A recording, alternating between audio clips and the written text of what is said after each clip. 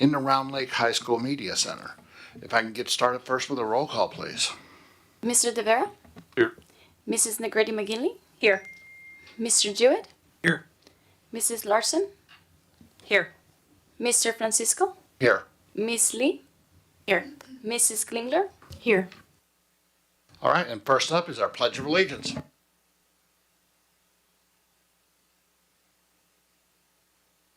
I pledge allegiance to the flag of the United States of America and to the republic for which it stands, one nation, under God, indivisible, with liberty and justice for all. All right, first up is the approval of a meeting agenda. I do need to make one slight adjustment to the meeting agenda. After 3 special recognition and presentations, we're actually going to jump up and go to number 9, consent agenda, then 10, introduction of administration, before returning back to number 4, communications to the board, just making some adjustments for the calendar for tonight. If I can get a motion to approve the amended agenda. So moved. Second. Motion by Mr. Jewett, seconded by Mrs. Klingler. Roll call, please. Mr. De Vera? Yes. Mrs. Negrete McGinley? Yes. Mr. Jewett? Yes. Mrs. Larson? Yes.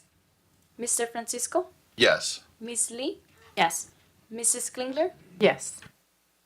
Motion carries. We have an approved agenda, and first up is special recognition and presentations and the trainee of the month.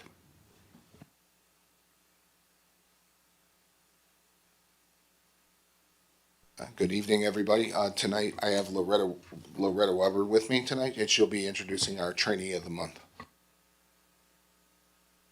Good evening, everybody. This is Gabe Weiss, and Gabe is an exceptional worker at Walmart. He consistently ensures that he completes his tasks efficiently and is always willing to work on new assignments.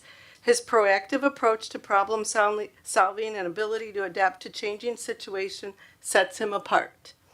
Gabe is very friendly and all the staff, which fosters a positive atmosphere and encourages teamwork. His strong communication skills make him a valuable asset to the team, and I am confident he can handle any tasks assigned to him to achieve success. Great job, Gabe. Keep up the fantastic work.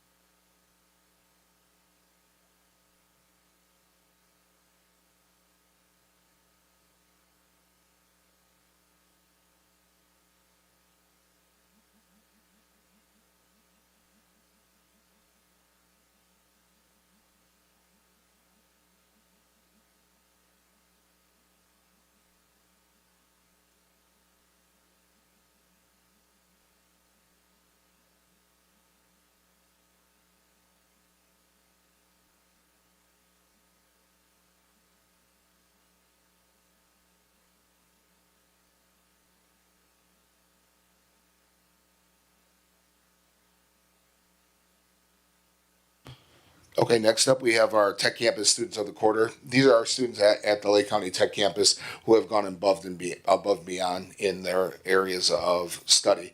They've been a part of leadership opportunities and putting in extra effort to excel in the trade of their choice. So when I call your name, can you please come up to the front? Kimberly Trujillo for Emergency Medical Service, Manuel Ramirez, Criminal Justice, Daniel Lira, Law Enforcement and Crime Scene Investigations, Justice Bills, Medical Assistance, Caitlin Gordon-Tard for Certified Nursing Assistant, Javier Caballero for Construction Skills and Management, Aaron Caballero, Welding Fabrication, and Jackie Almender. I'm sorry, I apologize. Jackie I'm sorry. Almendarez. Sorry about that. I apologize for not getting that correct the first time. And that's for early education and teaching. If you're here, can you please come to the front for a picture?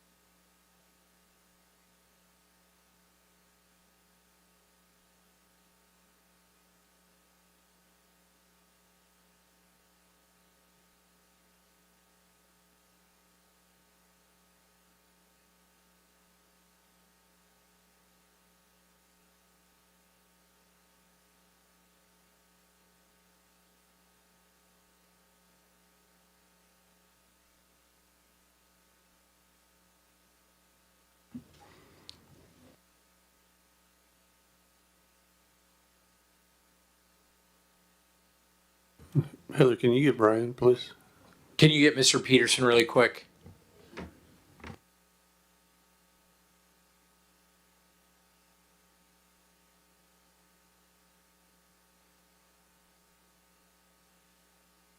Ms. Klingler, do you want to speak into the mic?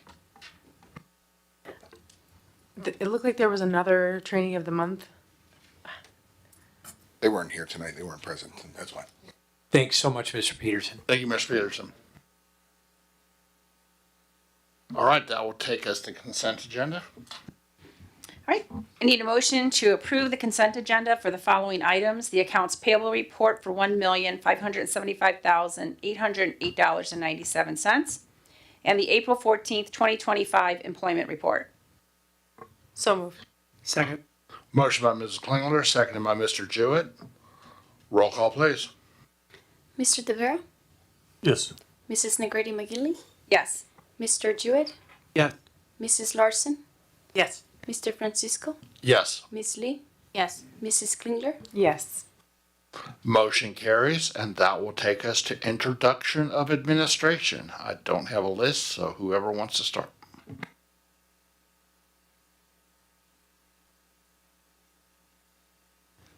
Good evening. It is my pleasure to introduce Ms. Sharon Jacobellis as the Executive Director of Special Education. So Sharon is a proud military mom and dedicated educator. Her son serves as a corpsman in the U.S. Navy and is currently stationed at Fort Sam Houston in San Antonio, Texas. She has two stepdaughters. One is a senior at Northeastern Illinois University, and her other is a junior and attending school in Savannah, Georgia. She and her husband, Mike, are recently empty nesters, having traded their 3 children for the company of 2 beloved dogs and a cat. After raising their family in Park Ridge for many years, they recently sold their home and are relocating to Killdeer, just in time for Sharon's start in Round Lake, because apparently she enjoys a little chaos and couldn't resist the challenge of starting a new job and moving at the same time. Outside of work, Sharon enjoys gardening, playing the piano, and hosting friends and family for any occasion, big or small. She also embraces city life with a love for cultural cuisine, concerts, catching a ball game, the CSO, and the theater. Sharon is especially excited to return to Round Lake, where she began her administrative career 13 years ago. She looks forward to once again serving a community she loves, its students, families, and staff with heart and purpose. So it is my pleasure to introduce Ms. Sharon Jacobellis.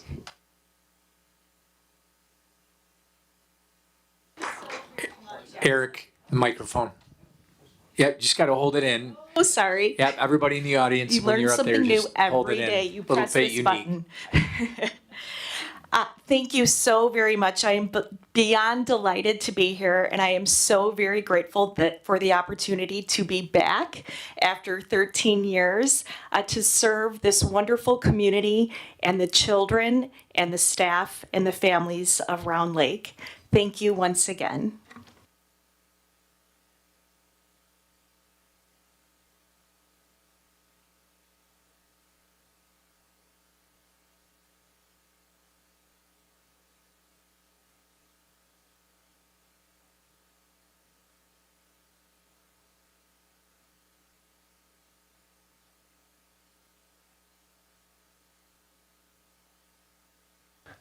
Good evening, Board. Dr. Mendoza. I have the distinct opportunity to congratulate and welcome, present Katie Carden as the future principal at Ellis Elementary School. So Katie started with us 3 years ago at Indian Hill, and she moved over to Ellis as assistant principal, and now she will be the principal at Ellis Elementary School next year. So Katie is her and her husband Tom have 6 kids, ranging from 16 to 28. When they get time, she loves to garden, bake, and spend time with her family. Her favorite thing about Round Lake is the families and the community that she actually serves. She's really enjoyed the new curriculum and the initiatives that we've been doing the past couple of years. And she is most looking forward to in her new role is working with the students academically and building relationships with staff, families, and community partners. So I present to you Katie Carden. Thank you, Dr. King, Dr. Mendoza, and Board of Education. I'm grateful for this opportunity. And now that it's official, I'd like to introduce Christiane Weber as the new assistant principal at Ellis Elementary. Christiane comes to us from Diamond Lake, where she's served in various roles over the past 8 years. She's taught 3rd grade, 4th grade, and most recently, currently teaching a 4th grade dual language classroom, teaching the English content areas. She's a former instructional coach and a summer school coordinator. She has served as a team leader and a mentor to first-year teachers. She served on the school climate and PBIS committee. She has been part of the district instructional leadership committee and the executive functioning committee. During the interview process, she has demonstrated to our team that she is enthusiastic, empathetic and kind, relational, visionary, flexible, exhibits a strong multicultural awareness. She's a collaborator extraordinaire, and she goes all in to the communities in which she serves. Her current administrators describe Christiane as a rock star, one who is always ready to roll up her sleeves and work hard. She moves whatever she touches in the right direction. She is driven toward student success, passionate about students, families, and teachers that she works with. She's dedicated, and she's always sought out leadership opportunities in any role she's had. She resides with her husband, Anthony, her son, Finn, and her dog, Nellie. Christiane describes herself as a self-proclaimed data nerd, and boy, do we love a good data party. She is already eager to get her hands on our iReady data and improvement plan for next year, and we are so excited to have such a strong partner in moving our school forward. We are honored that Christiane will join us in serving the wonderful and deserving Ellis families. Dr. Mendoza, members of the Board of Education, I present to you Mrs. Christiane Weber.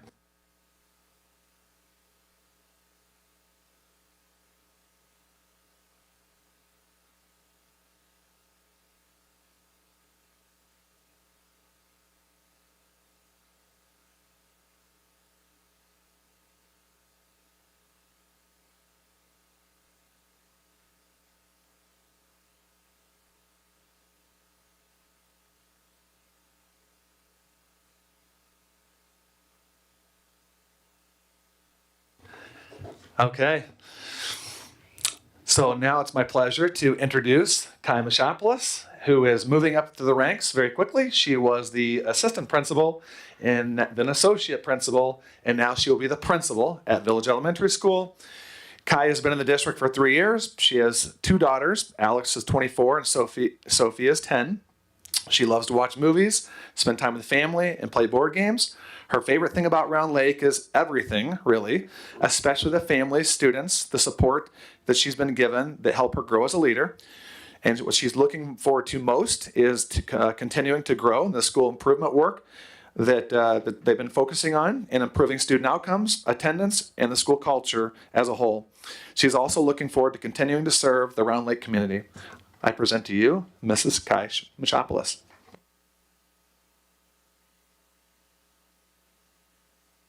I'm sure I had to lower it. Thank you, Dr. King. Dr. Mendoza, the Board of Education, thank you for this incredible opportunity to move from associate principal to principal at Village Elementary School. I am truly honored and humbled by your confidence in me, and I am excited to take this next step in my journey with our school community. During my time at Village, I've been fortunate to collaborate with incredibly dedicated staff, amazing families, and truly remarkable students. Taking on this new role feels like a continuation of the meaningful work we've already begun together, and I'm excited to build on that strong foundation as we keep moving forward.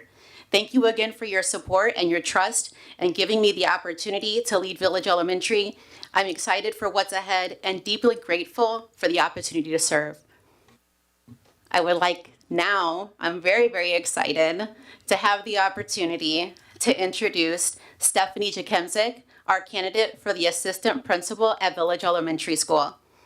With 19 years of experience in education, she brings a wealth of knowledge and passion to our school community. Her background includes 13 years as a special education teacher in various roles, as well as roles as an assistant principal, MCSS SEL coordinator for the district, and an elementary special education student services coordinator.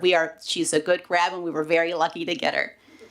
She is supported at home by her husband, Dave, and their 2 children, Sean and Michelle, and their dog, Penny. She's a proud football and cheerleading mom and enjoys reading. She's excited, very excited, something that she spoke about multiple times, to return to the building level as a role of her assistant principal and is eager to collaborate with the dedicated village staff. She looks forward to supporting our students and families while continuing to grow and assign our incredible team. Dr. Mendoza and the board, I present to you Stephanie Jakemzik.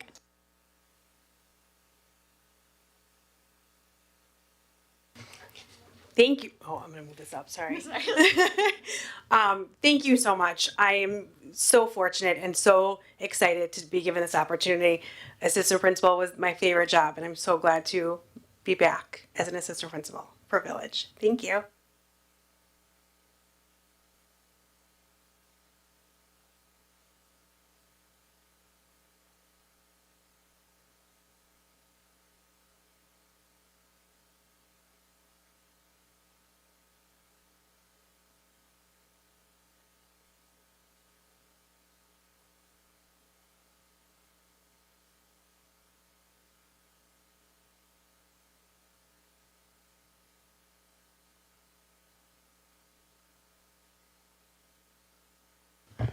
Good evening, everyone. First of all, I want to thank the Board of Education, Dr. Mendoza, for this opportunity to announce Round Lake Middle School's new Assistant Principal of Student Services, Mr. Nick Bagarsh.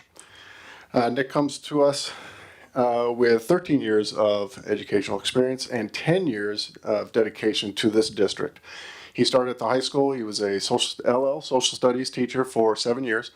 During that time, he served on the school improvement leadership team. He was also an Earl rep for the building.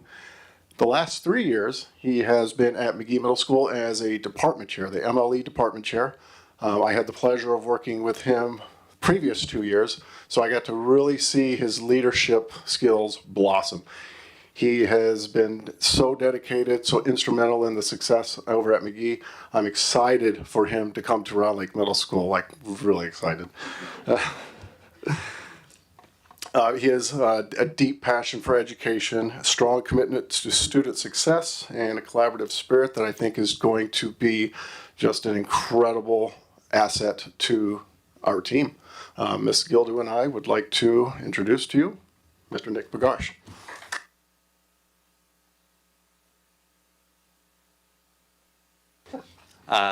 Thank you, board. It's kind of funny being up here because back in 2011, I was actually finishing my undergrad as what they considered a non-traditional student, which just means that you're old.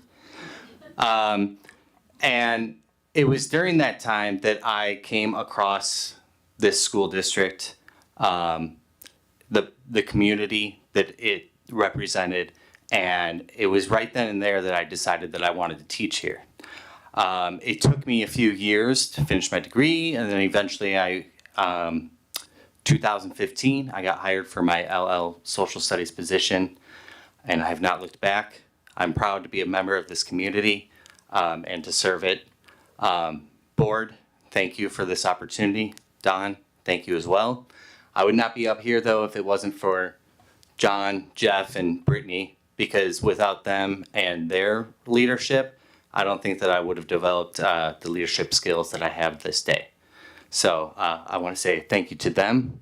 And I would be remiss if I did not thank my wife, Tara, and then my son, Madden, and then my daughter, Aylin. So thank you.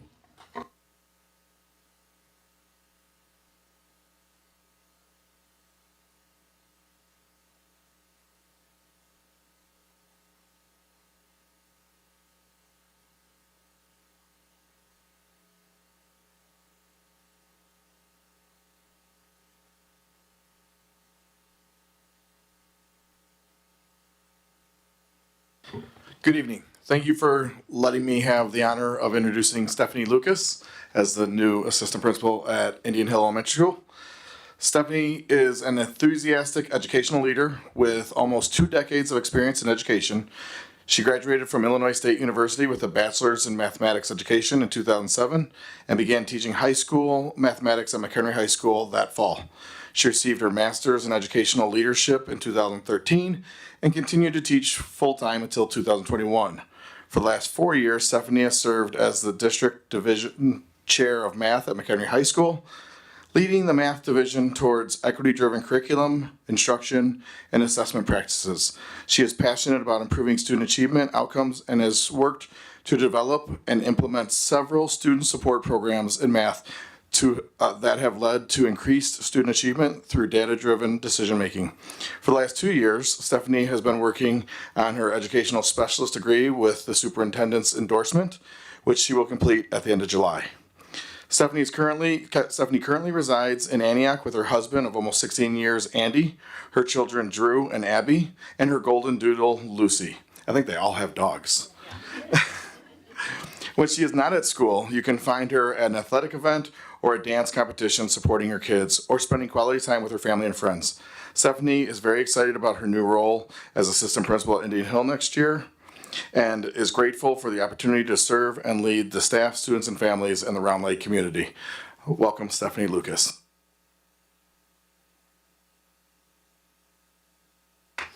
Thank you, board, and thank you, Dr. Mendoza. Thank you, everyone. I really look forward to this new role and, again, supporting and leading in the Indian Hill Elementary community with the students and parents and staff. So thank you so much.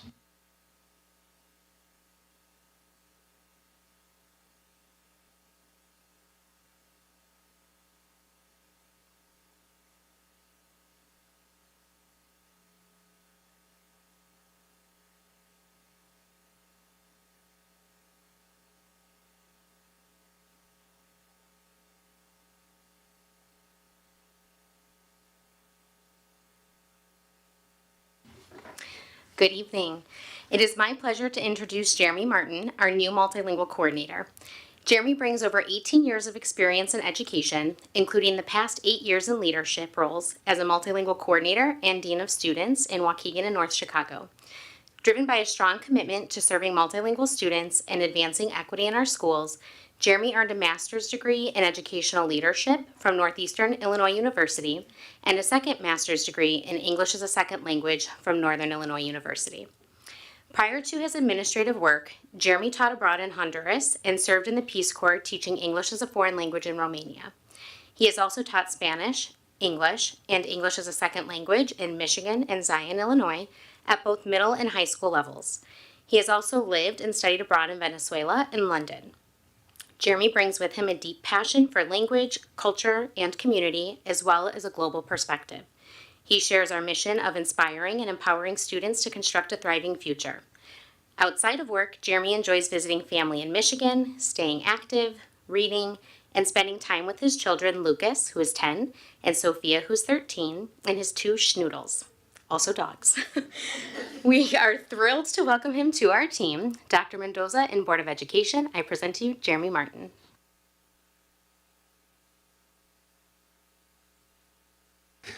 Thank you so much for this opportunity. I really look forward to serving our community, our students, our staff, and I'm going to give it my 100% day in, day out, grind, grit, 100% for everyone. So I really look forward to serving and being a part of this team.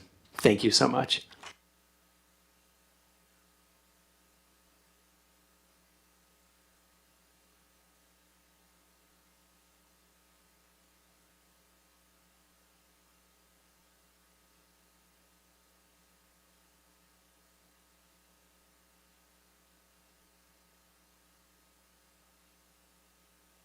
Are there any more introductions?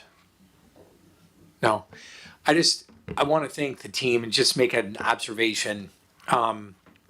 This is by far the earliest we have filled our vacant administrative positions. I've been here 12 years. We haven't had the volume that we have. I mean, and there's a variety of reasons. People have gotten promotions and sought other positions, but I just want to commend the team for staying out in the front of this, because frankly, the earlier we hire, the better the candidate pool, the better the quality, and we are recruiting and attracting some very, very strong, high quality candidates. So I just want to thank the entire administrative team. Screening, interviewing, selection, it takes a lot of time to do it properly, and I feel really good about the people we're adding to the team. So I just wanted to make that observation and thank the team publicly. So.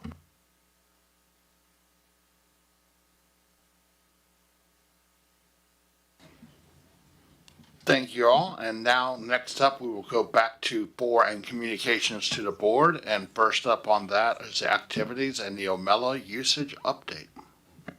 Apparently, it's not as exciting as the administrative introductions. They're all leaving. That's okay. So Board of Education, Dr. Mendoza, thank you so much for the opportunity to give you an update on how the Omela use has gone for this year. All right, trying to use, it's not.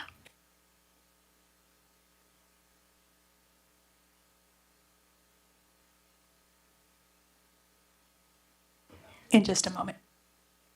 So the purpose of this presentation is to provide you an update and a progress update on the current use of Omela in district activities, and to give you some information on future next steps and future plans. So the overview, we're going to review what Omela is, talk about the current usage, talk through some feedback and some outcomes that we've seen from the use this year, and talk about next steps and future plans.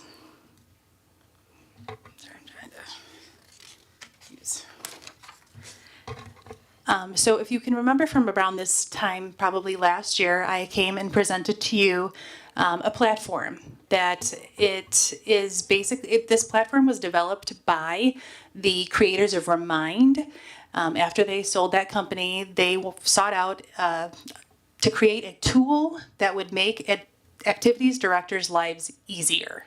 So it's a one-stop place for activities directors and sponsors to organize payments, organize forms, collect signatures, and so much more. The more we use it, the more we're finding other uses for it. So right now, the current usage, we are focusing implementation at the secondary level. A couple of reasons why we decided this is they're older, they're more used to using QR codes, used to using technology. In addition, when we restructured activities at the elementary level, we didn't want to throw so much at the new sponsors for those areas. So we wanted to kind of go with the sponsors who had more experience as club sponsors. How we are using it, all of the clubs are using it for check-in and attendance and for check-out. So I'm going to go into more detail about it, but basically, this is a way of monitoring attendance. So when you go to club meetings, you can scan a QR code and check in. It's time-stamped, so if there's something that happens, we know where people are at what time. We're also using it for checkout. So if students, let's say there's 2 club meetings on the same day, they can go to one, check in, and then when they're done at that meeting, they can check out, scan another QR code, check out, and then check in at the next meeting. So we know where they are during those times. And if there's a long gap of time, we can kind of look into why there might have been that longer gap of time between that checkout and the check-in at the next location. So what you see in that image is what a sponsor will see when they log into Omela. So right now, all of them have those 3 that you see right there, the check-in. We added the welcome to high school night, which I'll discuss a little bit later, and then that checkout. So what a sponsor will do is they will click on one of those areas. So let's say the check-in, and they will go to that screen that's on the far left. And that is how they share the form with their students. There's multiple ways to do it. They can share a link with the students so the kids can click on a link and do it. Most of them have printed out the QR code. They can print it out, laminate it, they post it in their classroom or wherever the club meeting or the meeting is happening. And then the kids scan it when they come in, and then they fill out the form that is there. And it's the same QR code for each club meeting. They just scan it each time they go to a meeting. And it's the same for the checkout or for any of the forms that they would be using. There's also a way to embed the link in like a Canvas page. So if they have their Canvas page for their club or activity, they can also embed that link into the Canvas page, and then the students can click on that there too.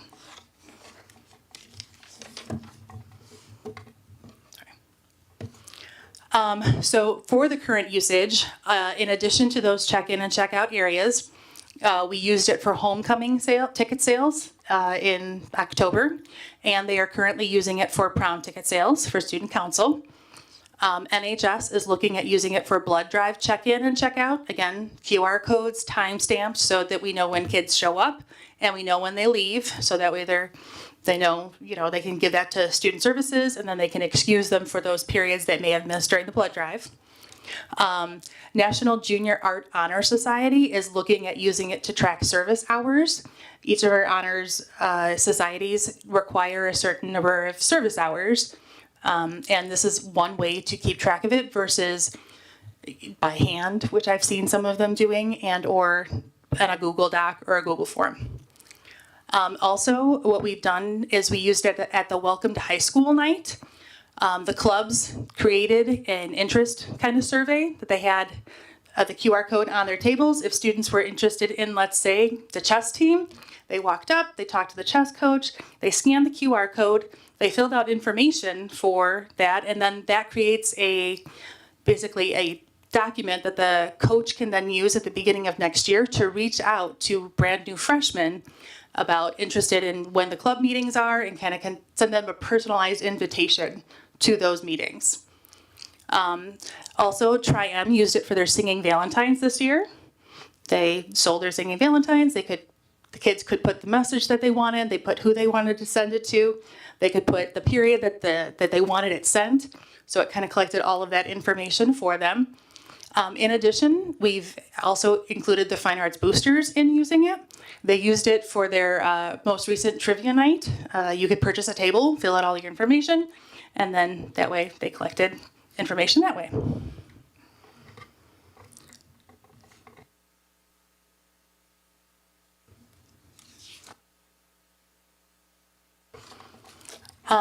Some feedback that has been received. So there was a little bit of overall initial hesitation. It's a new system. It was a new idea. The initial rollout included sending out an email with the information that included screenshots, similar to what I had included in the presentation. Also, there were multiple meetings scheduled where I went to the buildings during certain times, various times throughout the day. So that way staff and sponsors could come and sit and meet with me and I could show them how to do it specific to their pages. Also, if they couldn't make those meetings or if they had further questions, they just reached out and I had one-on-one meetings with them based on when they were available. In addition, once they started using it, sponsors were coming to me about, hey, could I try using it this way? Or hey, what about this? That's how the blood drive check-in and check-out happened. That was a request. Excuse me.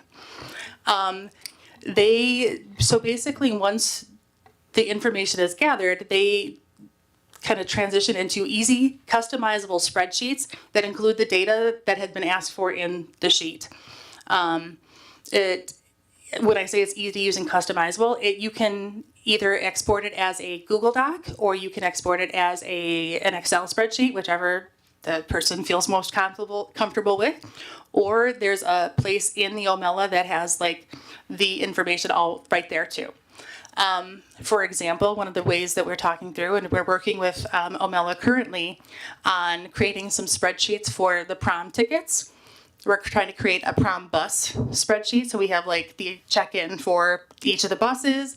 The sponsor had asked for something about the food, so they know numbers of each of the meals that are being requested. T-shirt sales, they can organize the T-shirts by bus so that we know how to, organize those T-shirts. And there was one more that I can't remember that she was asking for. Oh, then post-prom and prom. So we have separate sheets for those events also. Also, they have a very responsive customer service.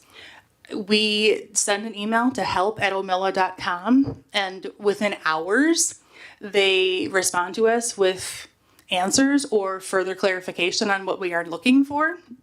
If they don't initially know the answer, they let us know, and then they say, hey, we're working on this with our engineers. Give us some time and we'll get back to you. I was just talking with Jess Crone recently. She was using it for something for our summer programs and for registration. And I said, just email them. Just email them specifically what you are asking about. And within a day, she came back to me. She was like, they are delightful to work with. They, were able to figure out something that we were struggling with. And she's like, they were really nice and really delightful, and they solved the problem quickly. In addition, when you have an event, they assign someone there to troubleshoot issues. So you have somebody online with you at the time of the event start. So that way, if check-in goes wrong or there's something, like there's a glitch in the system, they're there to solve it right away for you.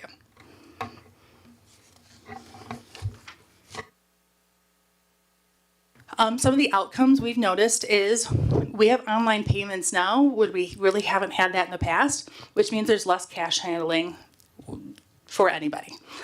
We still do offer a credit page and a cash page. For the cash option, we have the students go to the account secretary. They tell her how many tickets they're purchasing. She takes the money, gives them a handwritten receipt, and then they are offered the QR code so they can sign up with the information that we need. Also, because of when we did the initial presentation, we do take the tips off, and that's what the image is. So there is no option for tips. And we do absorb the credit card fees. So that is built into the price of the ticket. And that is not on the purchaser at all.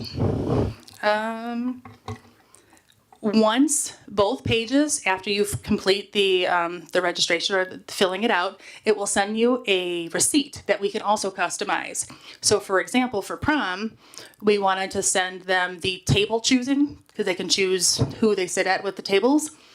So in the receipt, it says, to choose your table and to choose who you sit with at prom, fill out this form, and it has a link to the form in that receipt for them.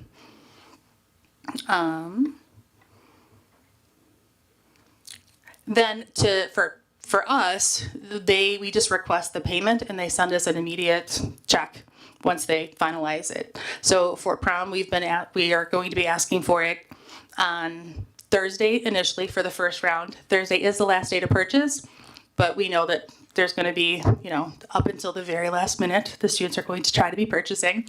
So we can also ask for another check right away after that to get payment that can be then deposited.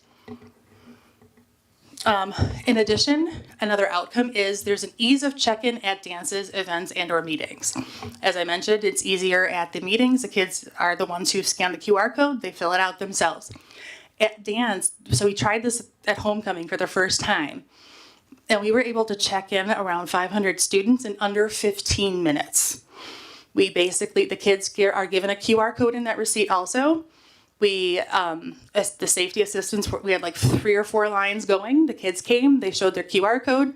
They were able to scan it with a phone or an iPad and check them in. Then we got a time-stamped knowledge of when the kids were there, when they showed up and when they were there. If for some reason a kid forgot their QR code, which sometimes happens, we were able to just quickly, you could manually enter their name and check them in manually. So yes. So I'm telling you, it was the fastest in my 20-something years here. It was the fastest we've ever checked in students at a dance. Yes, there you go. So some next steps and future plans. We are looking to expand usage to the elementary levels. Registering for activities specifically for intramurals so that students can take part. We know who's going to take part. They can fill out the form. The parents can give the information that is necessary for those activities. And we're looking at doing it with the intermediate grades. This is our 3rd through 5th graders first. They tend to be a little bit more tech savvy than maybe our kindergarten 1st and 2nd graders. If we see some good success with that, we will expand it to the primary grades, but we're going to start slowly. We want to kind of build on the success we're having versus kind of run into some roadblocks.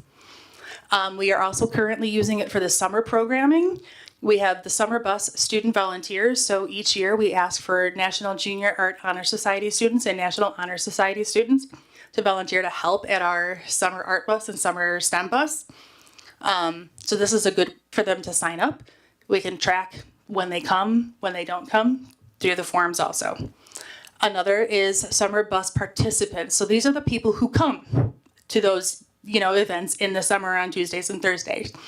We'll have a QR code there. They can scan it with their phones, fill out the information. We'll have iPads there too if they want to scan it and use the iPads that are there. But this will be a good data collecting tool for us on seeing how many people came to those different events. We are also using it for the summer theater registration and the Future Ready Academy registration. And the Future Ready Academy registration is what I had referenced just Crone in earlier. So these are for students who want to take part in those events or those activities in the summer, and it'll give us kind of that, again, information on who they are and where they are and kind of how to get in contact with them.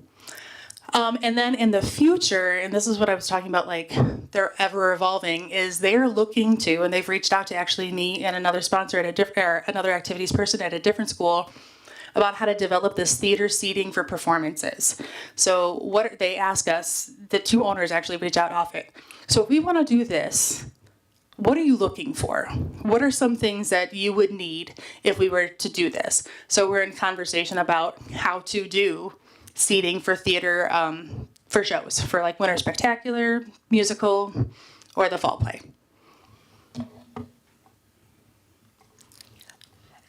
Thank you so much for letting me give you this update. Do you have any questions for me? I do have a question. So you noted the scan in, and they could scan themselves out and then go to the next club meeting if it's in the same day. But if they don't scan out, can they still scan in to that next club meeting? They can, yes. So that way we can still see like where they went, if they went to another place. Then we may not have accurate time if they don't check themselves out and maybe they wait a half hour, then go to the next club meeting. Correct. But the sponsors have been pretty good about having those right at the door too and saying, hey, as you're leaving, make sure you do that. And now it's become a routine for the students to do those things. And then thank you again for noting the no tips, because we don't want to put that burden on families to tip for prom tickets. But the fees that we're absorbing, do we have what those are? I would have to look into exactly how much they are, but it's based on the credit card that's used. So it's whatever the credit card fee is. I have to look into it a little bit more. I know it varies by credit card, but we should have an idea what we absorb. We can probably get, Chrissy, can you just collect it, get it to Heather, and we can get it out to the board in a weekly? Perfect. Absolutely. I have one quick question because my brain goes these places. Since I do host a club at my other hat that I wear, and yeah. So since you use the same QR code, hypothetically, what's to keep Junior from taking a picture of the QR code, and Junior and his girlfriend or his friend use the QR code to scan in and then go bum off somewhere else, doing whatever nefarious things they wish to do, and they're checked in to their club. I'm sorry, I work with teenagers for a living, okay? Whatever. Ours would never do that, but I'm just asking, because it's the same QR code. I'm just asking. So a lot of it has to do with the club sponsor too, monitoring who's going in and who's going out. We've had the issue with QR codes and without QR codes. It's just, so that's something. What's nice here at the high school and at the high schools, they have people who are constantly walking the halls, monitoring to make sure kids aren't just hanging out in the hallways. So that's another, I've witnessed it, where are you supposed to be? You're not supposed to be here. So that's another way that they kind of nip that in the bud. Just checking, because, So can I just confirm Mrs. Larson's question then? So then are the sponsors doing an audit of their attendance then? They have access to the activity and they take a look at it. Also, I take a look at it regularly. I was actually just looking at it today to look at club participation. And if I notice that the numbers seem to be down or there's something kind of funky or quirky, I'll reach out to that sponsor and be like, hey, notice this. Can you fill me in on maybe what's going on? But does the sponsor, you doing it is one thing, but the club sponsor, are they doing it? Some of them are, probably some of them are not. I know that some of them are because they ask me questions about it, but I can make sure that they do know that they should be watching it also. If we're going to use this to report data, then we need to have a operating procedure in place, because otherwise the data you're going to present to us, I can't believe it if we don't have consistency in the building. So if you're going to rely on this for data, then we have to put something in place. Absolutely. Yeah, and I just generally speaking, the club sponsor should know, okay, I have 18 kids. So if you can do a visual scan. I mean, because you taught, you should know if there's like 11 kids in there, something's going on, right? So I do agree with the idea of the audit, because that's actually the purpose of using the software, is making sure the kids are where they're supposed to be. And then, of course, for us, we actually, at some point, clubs turn into volunteer into stipends, and we need to justify them through the attendance. So if the kids aren't attending, then we shouldn't be having the club, and we need the attendance to support it. We do have guidelines for that, so I agree with Ms. McGinley on it. So if you could just maybe follow up with us, and we'll get that information back to the board. Yep, I can do that when I do the information I on the like credit cards. timelines. When can we expect that to be in place? Because you're already using us now. Mm-hmm. So again, when this comes back to the board, I need to know, for me, it's good for the board to know that, okay, so we have this presentation today. If you don't put these practices in place till, let's say it's not till June, then we know, where the. It would be quicker than that. I think. I was just using Yeah, but hypothetical. you're not looking for a formal presentation where No, we're no, presenting no. the procedure to you. You want the timeline. We can update you through a weekly, but Yep, Chrissy, absolutely. 3 to 4 weeks, 2 weeks. Yeah, the SOP I can work on All right. within 3 weeks So for then sure. We'll get the information to you. Awesome, thank you. Any additional questions from the board? Hearing none, thank you very much. Thank you very much.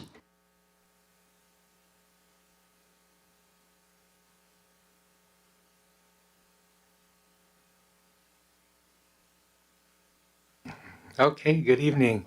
I'm very excited to talk about Bloom Board tonight. I've had the pleasure of managing this program. And if you'll remember, it was almost a year ago that we started this process.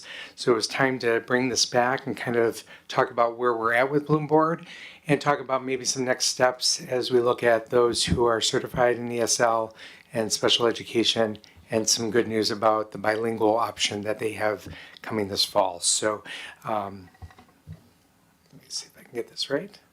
There you go. We first launched this program this current school year, 24-25, and we ended up with a final number of 36 staff members who began the program. As a result of walking through the fall semester, we started with 32 or 34 in the ESL program. 2 unfortunately had to withdraw at the very end of the fall semester, so we do have 2 that withdrew, and that was mostly due to the format of the program. If you think about how we did most of the work in COVID, it was, at least at the beginning, at least in my experiences, maybe everything was asynchronous for a while. And so that meant that for these people who might be used to being in front of a professor during their coursework, this is really on your own and self-paced throughout the semester. You do meet with them once in a while for various check-ins, but mostly you're just kind of working through the program as prescribed in the LMS that they use. So then we ended up with a total of 32 and 2 special education. What I wanted to do is kind of give you a breakdown of where everybody exists in the current program by building locations. Specifically in the first slide, the district, we have 1 innovation specialist who's currently in the program. We have several at Round Lake High School, particularly in our math department, if you'll notice that number. And then, of course, some smattering over in Round Lake Middle School and John T. McGee Middle School as well. So a total of 24 at the secondary level. That includes that district position. The next slide talks about our elementary numbers, in which we have a total of 10, very much branched out into various different areas. We have a couple of our gen ed teachers in classrooms 2nd, 3rd, and 5th. We also have a special education person who is also getting their endorsement, and then quite a few interventionists and instructional coaches as well. So we've got it kind of all over the place, and we're going to talk about in future slides where we think we can get to and where we need to go with regards to certifying staff members, particularly in ESL. So speaking just in the ESL cohort, again, we have those 32 staff members that are enrolled. We have each one of them has to take 18 credit hours across 3 semesters, fall of 24, spring of 25, and fall of 25. At this point, we have 32 have completed the fall semester, 32 are on track to complete the spring semester, and 25 will finish out in the fall semester because 7 of them have already finished, accelerated their degree process and have already finished all 18 hours right now. So they're ready to get their certifications on their license. So that's exciting. And to talk about the impact of the ESL part, because we have 32 in there, we have a 94% engagement rate because of the 2 that fell off. We are on track to complete in December with 100% of our remaining 32. And we have fulfilled some of our strategic objectives for the high needs certifications in the classroom. Specific to our special education core, we only had 2 staff members in that. They only needed 12 credit hours, which amounts to 2 semesters instead of 3. Both of them completed all of their credit hours in the fall. One of them had to be on leave this spring semester, so she will complete her final courses this coming fall. The other person will have everything completed in the next couple of weeks, so that's exciting. Just to give you that overall snapshot on the cohort completion snapshot, you can see how everybody lines up where we started with 34, went down to 32, 7 have accelerated, and so finally we'll finish out with the 25 this fall in ESL and the 1 in special education. So the future. Wanted to kind of give you a snapshot of what it looks like in terms of those who could be staff members that could get an ESL certification, or where we would probably target those. Not to forsake special education, but as you know, we're doing our AUSL program, which is going to bring us 7 certified SPED staff next year. So just looking at the number of people who could be, and we'd like to target to get into the ESL realm at some point. If you notice this slide, this is all of our elementary. There's 149.5 people who don't have the ESL certification at this point. Those are people, especially in the very first column, the Gen Ed column, where there's 48 total. That would be ideal, that our Gen Eds are more and more getting that certification so that we're not having to worry about the split between dual and Gen Ed as much. I know we have some to do with bilingual, but ultimately with everybody being ESL endorsed, that gives us a much better playing field for choosing our class cohorts and our sizes. So that would be our first target, is trying to get as many of them. But there is advantage to having our special education staff versant in ESL strategies, as well as all of our support, our specials, and our related service. So I wanted to break down all of that for you so you knew how many staff members in elementary there were. And then the next one would be our secondary and district. We've identified at the secondary in each of the different core content areas of ELA, math, social studies, science, the numbers that are available to us in terms of getting the certification there, as well as our special education, our exploratory, which is our specials, music, art, theater, that type of thing, CTE, which is our career and technical education, TC, which is our transition center, SUP, which is our support staff. You could tell I was running out of space there. And then RS being our related services. So just to give you a breakdown, there's about 274 total, including at the district. The district accounts for 21 specialists that are currently there working on assignment there. So we've got a lot of room to still grow and still utilize the service of such things as Bloom boards. So the next slide really talks about what we're hoping for in the future, that we would like to still provide another cohort session this coming fall, so a whole new group while the other one is finishing. And so we're asking for your consent to that. We have initially put together a May 1st information session pending this discussion tonight.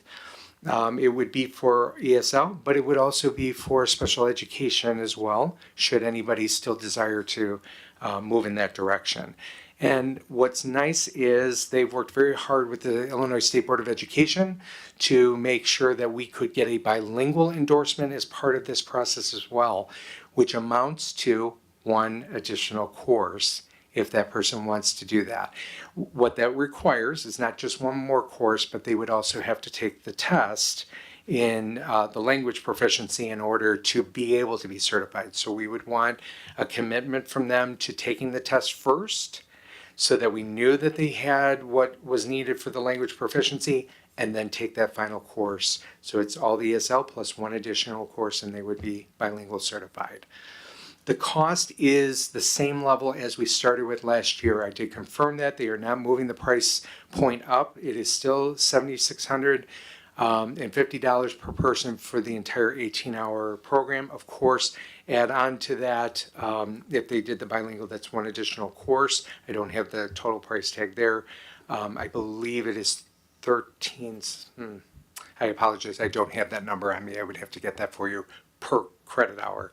But essentially for the typical coursework, this would be what would be expected of us. And this is already budgeted in the human resources allocation from this past year. And so that would be budgeted again in the current human resources. So we would not be asking for additional dollars to continue to move this program. And you feel like, I mean, it's a statement of the century, but it seems to be working as you had intended, obviously.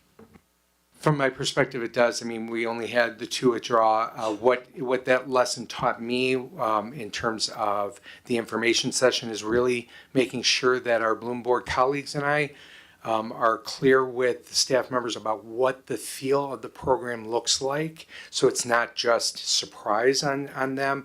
I believe that they did a good job. I apologize, I was not there when the information session was done. That was prior to me coming on.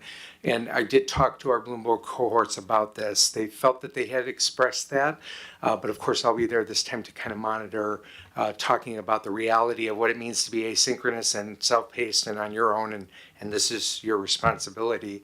But ultimately what makes this unique is that they're not having to go through the tuition reimbursement process. This is all paid up front. This is the only one we do where we pay it all up front. So they are not burdened and bothered through that process, and they can simply focus on what they need to focus on, and it's done. To that point, the two who withdrew are doing a payback process to us. So just please know that. We did set up a payment plan for the remainder of the year for them to be able to pay that off. But they did know that that was coming if they chose to withdraw from the program.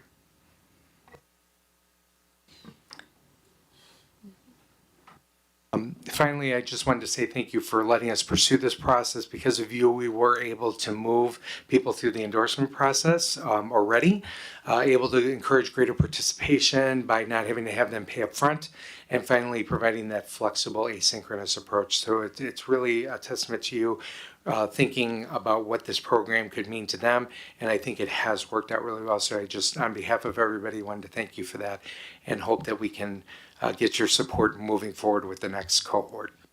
Mrs. Klingler, do you have a question? Oh, you're good. I wanted to ask, I remember this went through the finance, and I think we had some sort of stipulation. They had, remind me, if there was some type of requirement, they had to stay with the district after it was completed. Remind me though, I'm sorry. Yeah, we have a 2-year promissory note that for all tuition reimbursement, it applies to this as well. The expectation is that they're here for the 2 years. If they leave within the first year after being endorsed, it's 100% payback. If they leave in the second year, it's 50%. If they leave in the third year, they pay nothing back. I have a quick question, and this is just, I'm sure it was covered somewhere. Okay, so this is for teachers to get an ESL endorsement, primarily. So how will this help related service providers who don't teach? From my vantage point, being a principal with a staff in my previous district, having related service staff have the skill set of what makes, what are good strategies for EL students, which are really good strategies for all students from my perspective. But just knowing that everybody has those strategies and has that skill set for no matter who the student's seeing, they have those people who have that competency in those ESL strategies. And so at first when I looked at the 99% or the retention rate, I like, dang, that's really good. But part of that retention rate is also there's a payback deal on that, right? In other words, if you don't finish, you have to pay the money back. So that's an incentive to continue. How does that compare? Did you get any feedback in terms of, did you get any feedback on participation in the program? Did you get any feedback on this was 2 thumbs up? What's your sense of how it is? There's 2 pieces to that. Number one, I'm waiting for the results of the survey that they had sent to the participants so that I can get that direct feedback. I want to see that data in a qualitative form. And we can get that to the board, right? That data we can get through a weekly or something when you get it. Absolutely. Perfect. And then just anecdotally, from my perspective, when the program started, there was a lot of angst. And I spent a lot of time with participants, being the intermediary between them and Bloom Board staff who were phenomenal to work with. And we ironed out every piece that was of concern to them. And literally, probably since October, I haven't heard anything from the participants, which tells me when you don't, from an HR perspective, when you don't hear, they're okay. Because they're not going to tell you they love things. They're going to call you when they're not in love with things. What's the angst from? Some of it was communication about requirements with regards to, there was a fee assessed that didn't really apply to them. It was the university that we work with. They have to apply it to everybody's account, but it didn't apply to ours. And somebody got upset about that. Somebody got upset about how a teacher was approaching the first night and there was a lack of clarity on things. So I called Bloom Board and I said, look, this is what they're reporting. Can we make sure that's like the dean of the college is in there at the next time that they meet to just make sure that they're kind of monitoring some of these maybe adjunct professors, that type of thing. And then, of course, because of the university that Bloom Board happened to be contracting with, they are a Christian university, and so all of their announcements that go out to all students also went out to our students, and it wasn't necessarily received well, some of those messages, and so we had to work through how do we get those to be eliminated from people who are in a public institution. Not really having a choice what university because we're going through this program, and it worked out perfectly. One other thing I'd like to add is the proof is in the pudding, and 50% of these individuals actually finished the program in half the time. So I mean, it was amazing how quickly some of them finished, and the other ones who didn't finish quickly still actually communicating with those other students, and we've heard nothing but positive. And my initial thought is like, this is really cool. So I'm just double checking and saying, okay, is this really as cool? I'm waiting for the other shoe to drop. I'm looking under the rock. So again, it seems pretty cool. And to be honest with you, like we anticipated it was going to be good as we bought into it ourselves, but we didn't anticipate it being this successful. You know what I mean? Based on a couple of measures. One, we didn't think people would finish that quickly. You know what I mean? We didn't think we'd have people reaching out saying, are you going to be doing this again? And we also didn't anticipate, if you would have made me guess, I would have guessed more than 2 people probably once they got into it would have bowed out. So, and that's not because, of anything that was done initially, but it was the great unknown. What we were doing was so abnormal that only 2 and it wasn't a big issue either. Those two were like, "Yep, nope, I understand, no problem. Put me on the plan."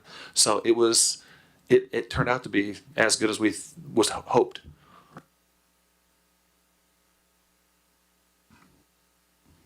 I do have a question. So on the slide that says the future that has the 149.5, could you go over that slide for me again? Yes, thank you.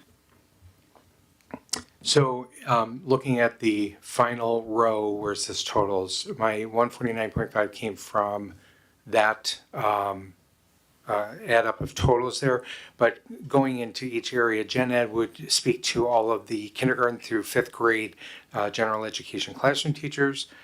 Special education encompasses resource as well as special education teachers and all of the different levels of special education.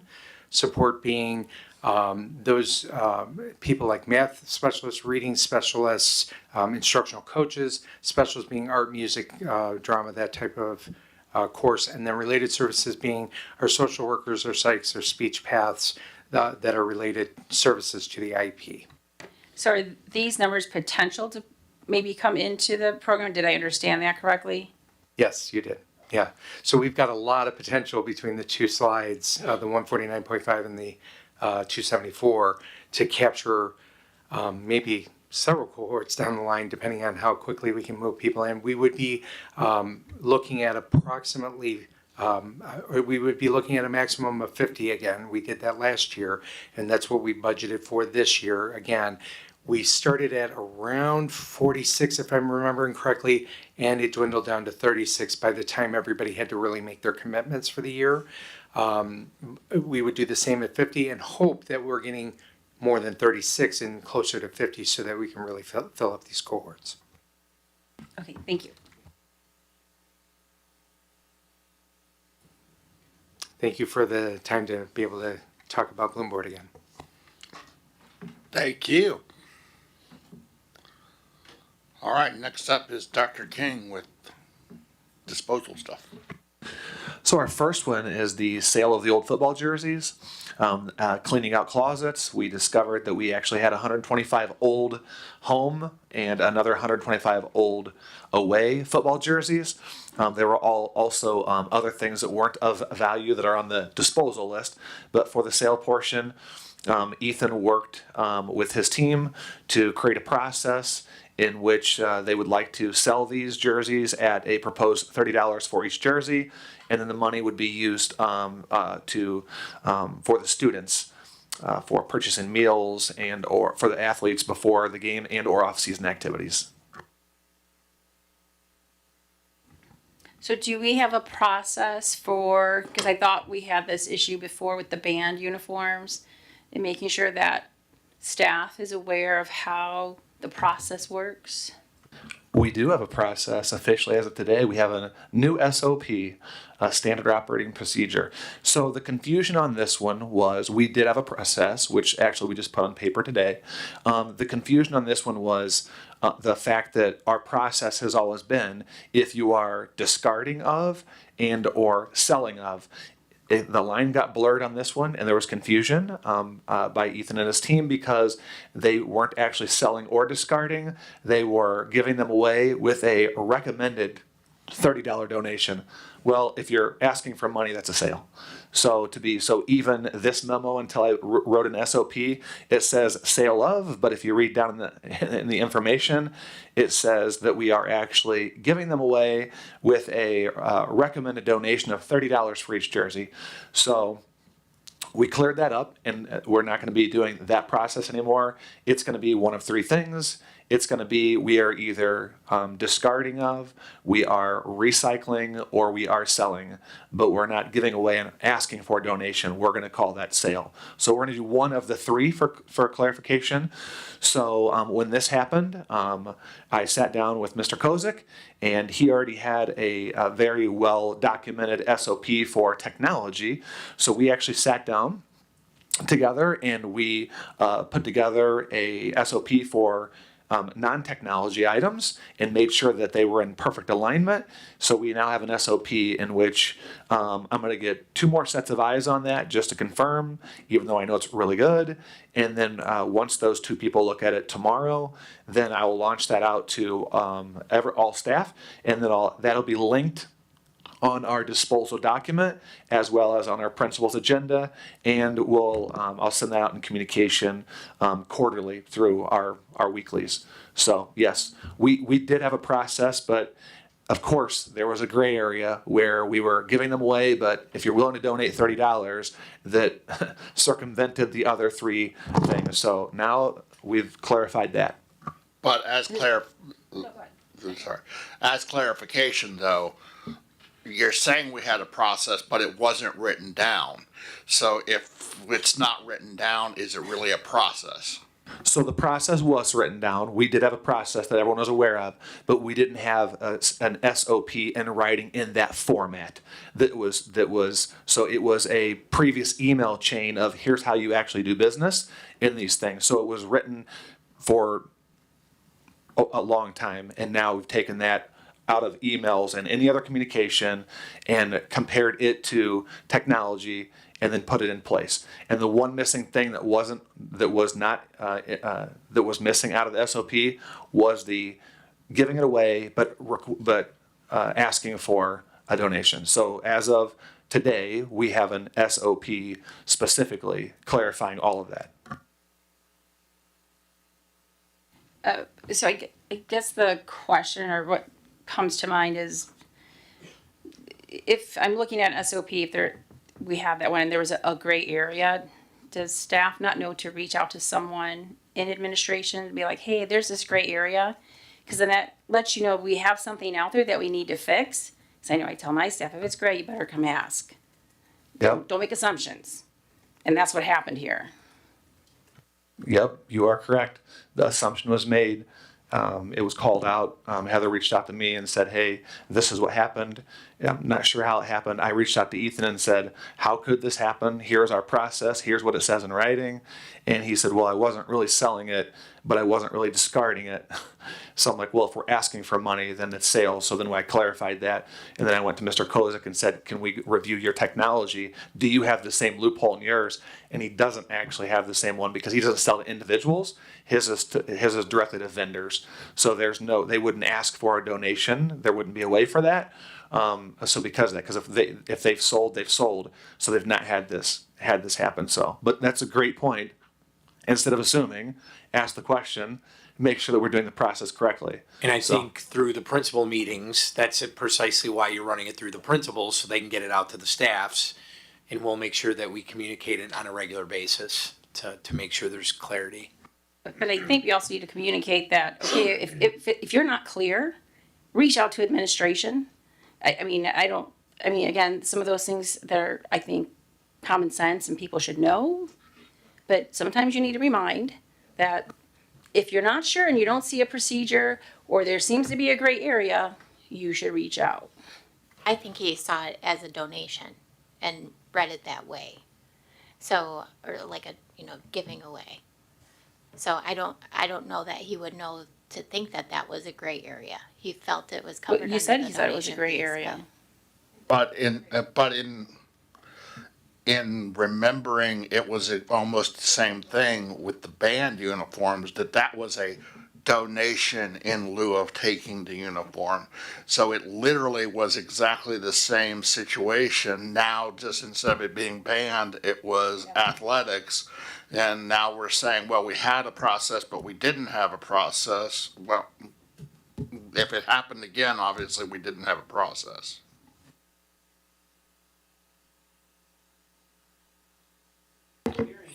Scott, can you use your mic? Better process. So that's actually my point. So the initial process was maybe it's donated, maybe it's sold, maybe it's given away. But the new process is we're not giving it away anymore. So that's what I'm hearing you say is you're just reinforcing the process. Yes. So, kind of. So, you can still give things away, but you can't say, I'm going to give that to you, but I recommend you give me money. That's confusing. So, when I read it, I was confused, which is because I actually saw Heather forwarded me the post online, and I said, I'm confused. I said, I'm confused. You're giving it to me, but you want me to pay $30? So, am I buying it or are you giving it to me? And then he was like, yeah, that's not good. I go, yeah, it's not good. So is it suggested donation? Does the person have the option to take the jersey because it's suggested and say, yeah, but I'm not giving you the money?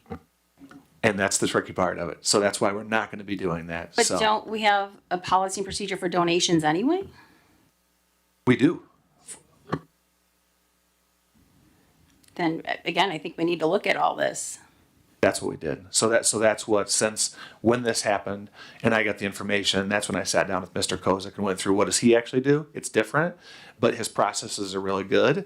So we actually made sure, looked at that the previous process that was in writing, but it was an email format. It wasn't a formal SOP, and communications and principles, agendas. I took all of that information and then met with all of the different stakeholders and made sure we put it in there.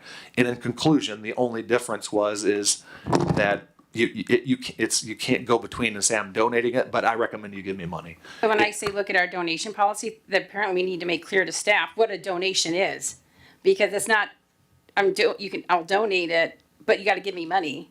So that's what I'm talking about. That is clarified in the new SOP. Yes, it's 3 phases. It's the inventory, which we also put in the document because it was beautifully done by technology. So there's an inventory process no matter what that actually is now combined with. And then there's 3 other parts besides inventory. So now you have the sale of, which is totally unique. You have the discarding. We didn't say disposal because it's all disposal. Then we had recycling, and then we had discarding. So we have 4 different sections now, and they're all linked, and they all have hyperlinks and timelines and suggestions and big bold notes on certain things. For example, on the sale of, it's the first bold note. I have it memorized now. And on this point number 6, big bold letters, it says, do not communicate, post on social media, or sell until the board meeting in which this sale was communicated, so that you guys are aware before that even happens. So there's 2 bold notes in the sales section. That's one of 2 to ensure that doesn't happen. And another one of the notes is defining the 3 different things, and there's nothing except for those 3. Everything falls into a specific category.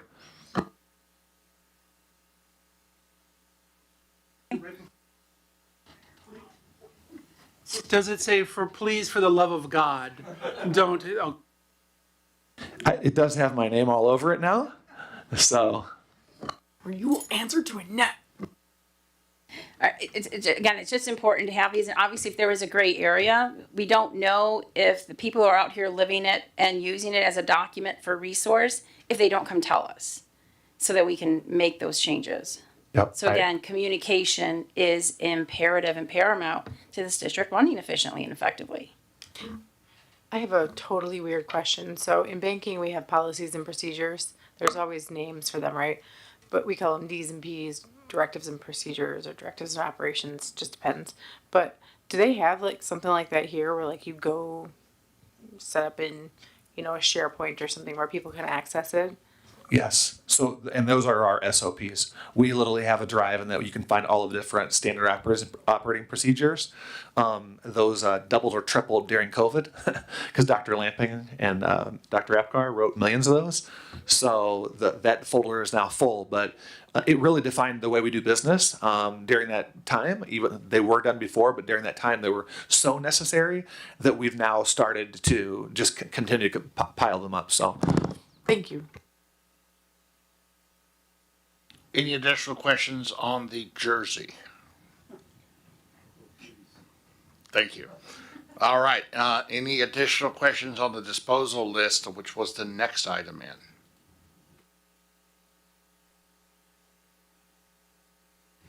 Hearing none, thank you very much. And we will move to recycle of obsolete technology equipment.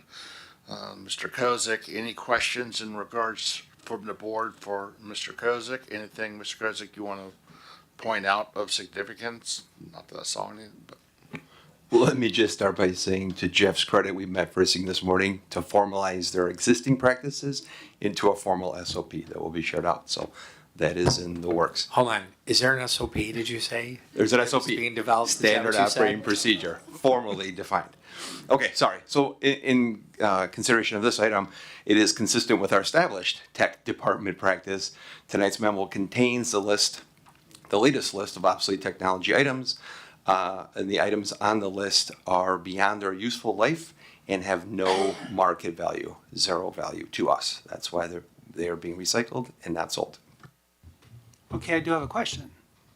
Actually pertaining to that, so your SOP actually pertains to mostly to vendors, right?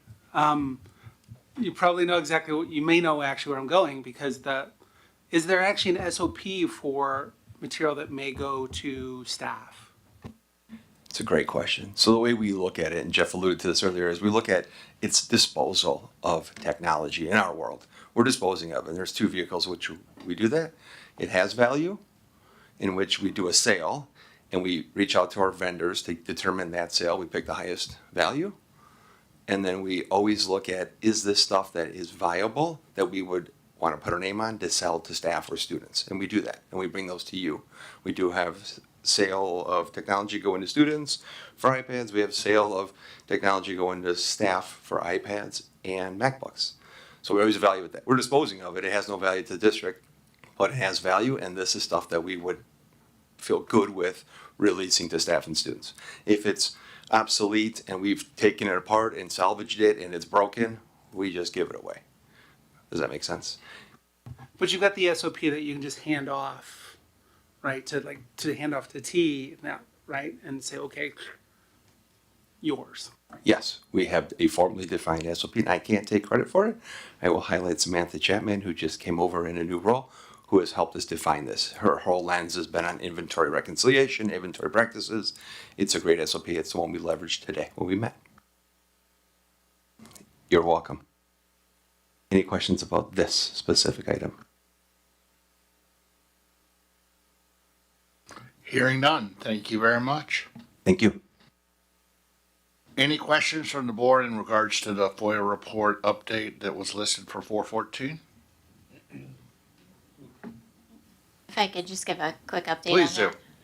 that. This is Megan Lee. We talked last week, you had a question about the items that were noted as anonymous, and UNERA has since changed the document here that lists the anonymous email that it came through, or came from.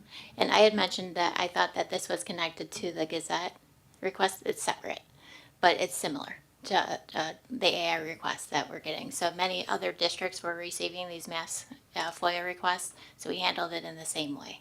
Yeah, many districts are getting these requests that are coming in with no other background on it. And they're actually pushing back in much the same way that we did. And they've reached out to their legal teams and found that they can absolutely do that as well. So kudos to getting us ahead of the curve when it came to that. Before we had heard from the other districts, I think the first 4 we actually replied to, UNERA had been able to collect the information, but after that we started operating the same way as we are requesting them to confirm identity. And just as a follow-up on, have we gotten any replies back when we sent out that request to confirm identity? Do we have a percentage or any numbers where they've actually confirmed? So recently there was one, but it's interesting because not on the new ones, right? It was Gazette. So back in January, I think we received the request. She asked for them to confirm identity. Didn't hear back until I think it was last week. Dr. Mendoza got a follow-up saying, I never received a response, but it came from a different email address. So we spoke with legal. UNERA responded saying we replied to your request in whatever the date was in January. We didn't hear back after 30 days, which was within the letter. If we didn't, then we would consider it voided. And since we still haven't heard back from that person. So it's fair to say at this point, we still have not actually gotten any verification back on any of those quote-unquote automated requests. That's correct. Thank you. additional questions from the board, and thank you for that clarification. All right, hearing no additional questions there, contracts under 1,000.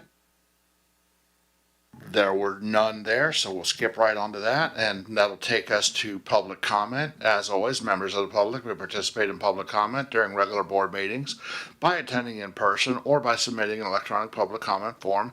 Please note that all speakers are limited to 3 minutes. Electronic public comments are accepted up until noon on the day of the regularly scheduled meeting.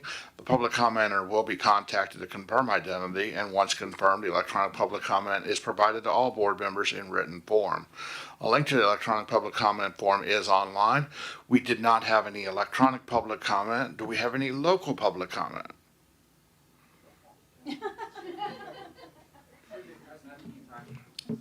Thank you, Mr. Grafaldo. Come on up. Well, thank you so much. It's been my pleasure again to be here back. I just want to say thank you to everyone. It's been a great year. We have received a lot of successful kids. Just to give you a heads up, you will see 7 of my scouts that they're actually becoming Eagle Scouts. So you will see a lot of courts out there. So we have been working hard with them. So just give you a heads up. Thank you so much for this wonderful year. Thank you, Mr. Grafaldo. And when you have that presentation, please do not hesitate to reach out to the board to let us know the dates and times. We're working on it. Thank you. As soon as we... Appreciate it. Thank you very much. All right, and that will turn it over to Superintendent's report and Dr. Mendoza. Thank you, Board President Francisco and Board of Education. I'd like to formally and sincerely congratulate the school board and our finance department for earning the ASBO International Certificate of Excellence in Financial Reporting Award for the FY 2024 Annual Comprehensive Financial Report. The CEO, Executive Director of ASBO International noted that this award represents a significant achievement and reflects our commitment to transparency and high-quality financial reporting. This award has been earned annually for over a decade. Sincerely congratulate the board. Let's give the board a hand on that.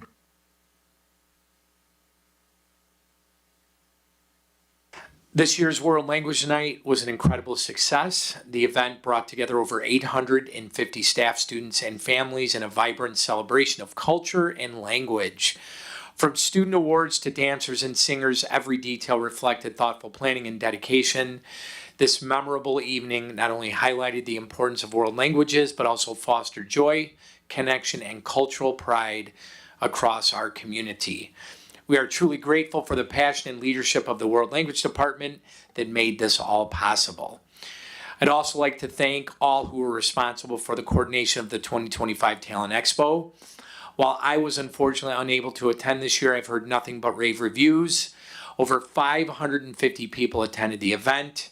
As a reminder, this is a fundraising opportunity for visual and performing arts. This year's event raised $10,440, which will be used toward fine arts grants. That concludes the superintendent's report.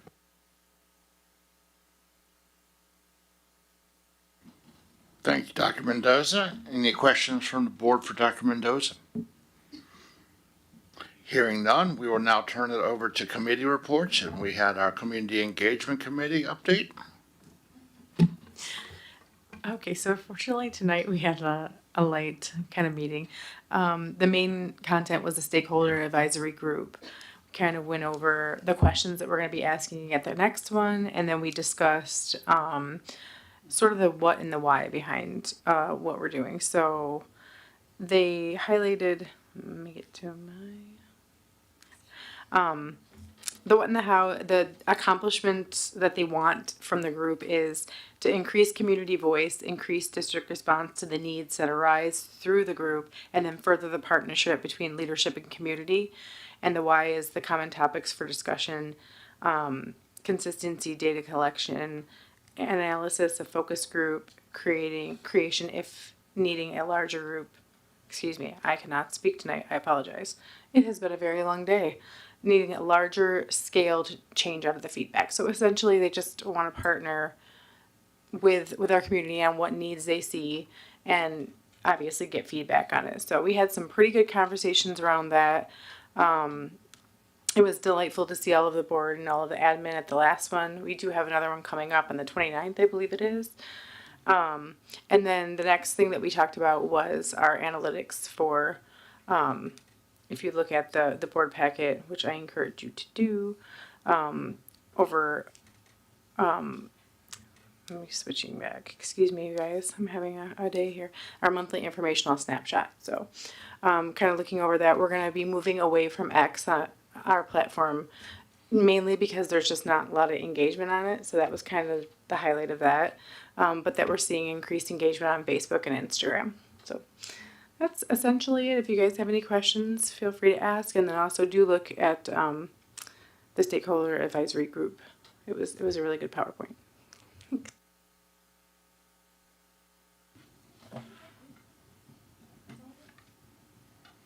Hearing no additional questions, thank you very much.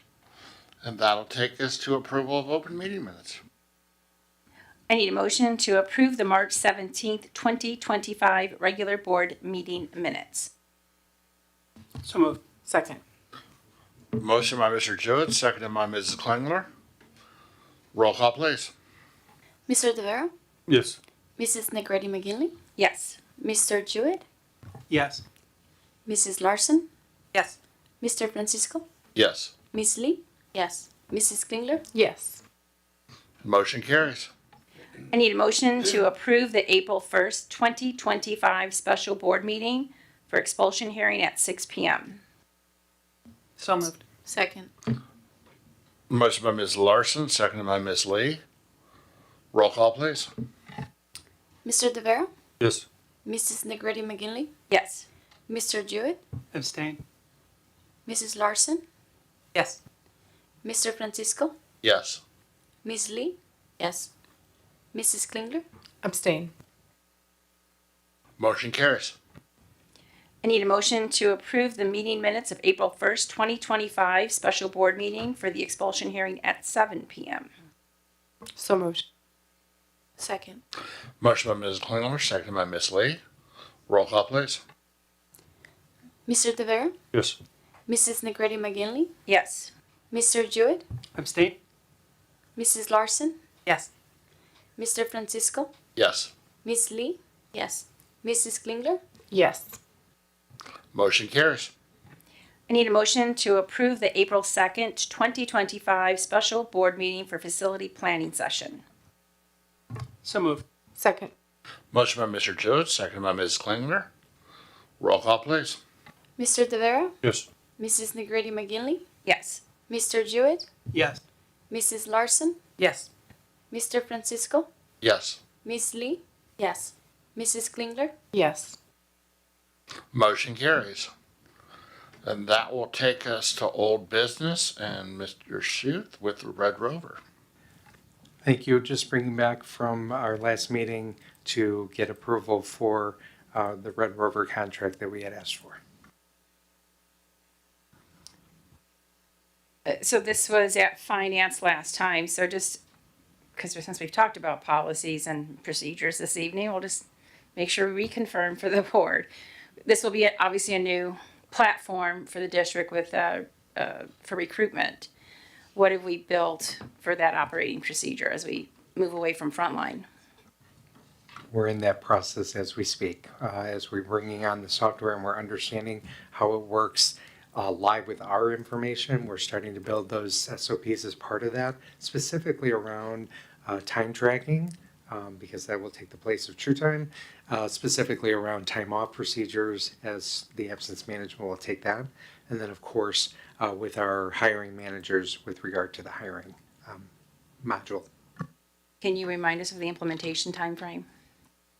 Yes, we're essentially, we have access to the platform now and we're putting things in place to get everything uploaded now with the idea that in June we're going to do some testing of the system and that The time tracking and the absence management will go live as of the first day back from summer shutdown, which I believe is July 8th. We'll be doing training on that day and then some subsequent trainings for those who might have been still off, just to make sure we capture everybody through the process. And then the non-12-month staff will happen during the week of orientation that week before our students start. So that'll be both time tracking and for the non-certified and then time off for all staff members. That includes everybody who uses that. And then hiring, we are postponing that until October 1st because we're in the midst of the mass hiring season in July. So it doesn't make any sense to make that switch over at that point. And we want to have a smaller group of people we're hiring to test out the process and make sure that we're getting all the kinks worked out of that. And so then that'll go live throughout October, and then we'll phase out the frontline part as part of that. And I'm happy to report, thanks to Director of Professional Learning, Danf, we met today and really articulated a process to get our substitutes wrapped into this process as well. It's somewhat easy to forget our subs when you think about the day in and day out staff members that we deal with, and we were really conscious about that, and we really put together an excellent pathway to make sure that we can get them the training that they need, but also remind them how valuable that they are to our system here. So. I'm glad you mentioned the subs because I feel like I've had to ask a little more for them because they are kind of that forgotten section of our population. So I'm glad that you mentioned the subs. Yeah, we're going to, just to that let you know, we're going to bring, we've chosen July 16th as our date to do a live training for those who might prefer to hear it live instead of on a video process. And then those who can't make that, we might do some individual one-on-ones if they prefer, but ultimately we'll have a video version of what we did live. It's a little bit segmented differently, but all the information will stay the same. And then we will use that as part of our GCN modules that they will be required to do in order to make sure that they know how to use Red Rover, but also our compliance issues like ethics and what we do as teachers and TAs. Then we would use that in future years for any new subs, or not future years, anytime we bring on a sub, that would be the sub training for new, and then we would offer some optional enhanced trainings in subsequent years to make sure that they're always reminded that they're a valuable part of our team. Okay. All right, with that, I need a motion to approve Red Rover Technologies LLC contract in the amount of $64,970. So moved. Second. Motion by Ms. Klingler, seconded by Ms. Lee. Roll call, please. Mr. Tavera? Yes. Mrs. Negrete McGinley? Yes. Mr. Jewett? Yes. Mrs. Larson? Yes. Mr. Francisco? Yes. Miss Lee? Yes. Mrs. Klingler? Yes. Motion carries. The next one is our staffing and position control changes that we had brought to finance the last time to get approval for some of the new positions, as well as some that were changing over from one position to a different position. Ultimately, making sure that we're addressing various needs throughout the district, most specifically bringing in a behavioral analyst and some behavioral interventionists to handle what we're seeing in terms of behavioral issues at various levels and trying to identify how to be proactive on that.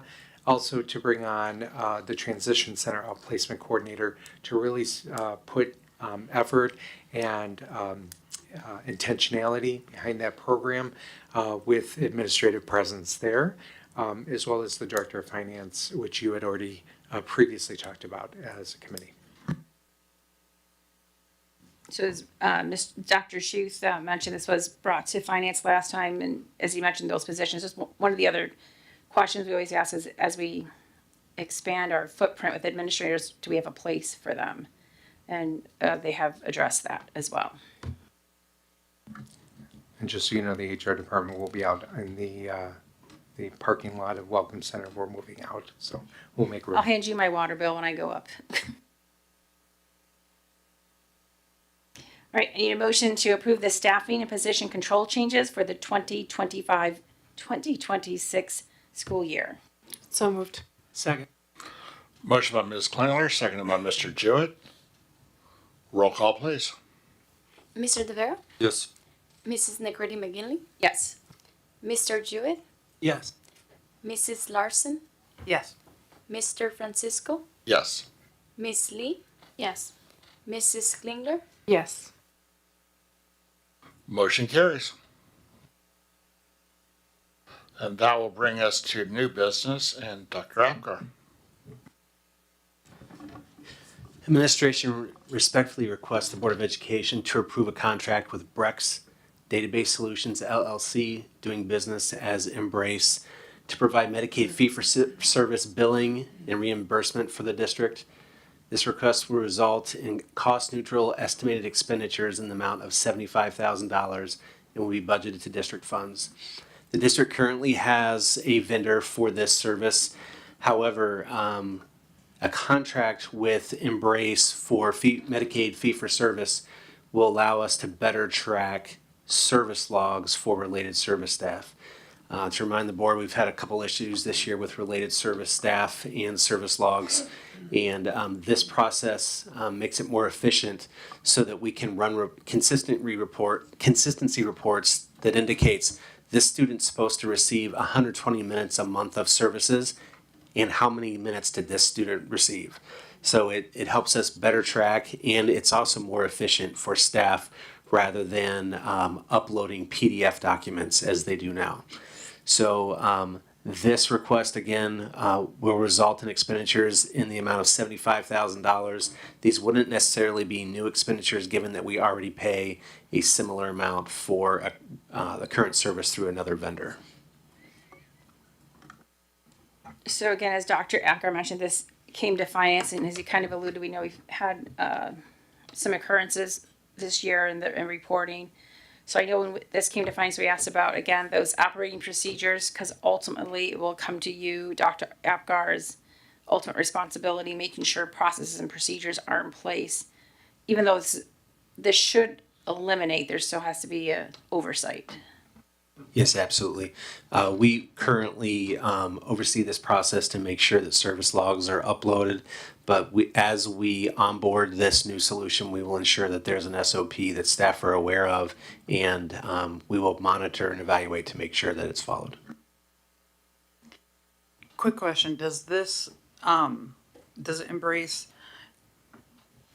will they have to document in Embrace instead of like an Infinite Campus, or will it tie to Infinite Campus so that their documented meeting minutes, like their calendar or whatnot, will automatically do that for them so that there's that checks and balances, because they can always say they saw somebody but didn't really see somebody. You know what I'm talking about. I do, and Ms. Larson, I know you're familiar with the Medicaid billing process. So they would go into Embrace and enter their contact with students as the logs. And then the program will give us reports on a monthly basis. They'll send it to the individual provider and send it to administration so we can do consistency checks on a monthly basis. Awesome, thanks.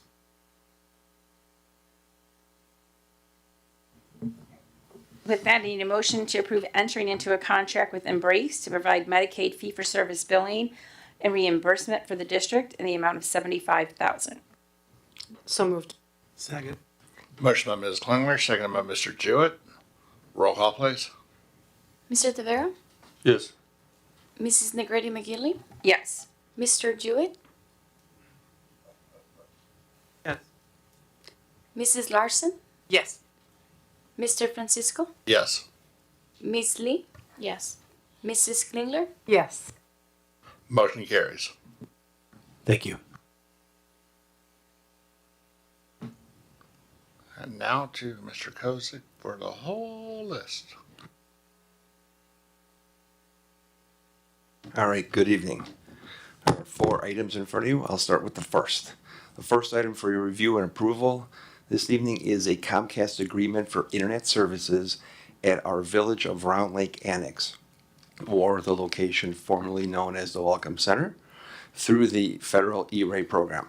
Our current agreement expires June 30th, and this agreement would extend for 12 months for next fiscal year, and would continue internet services with Comcast for another year at a 90% reimbursement rate through the federally funded E-rate program.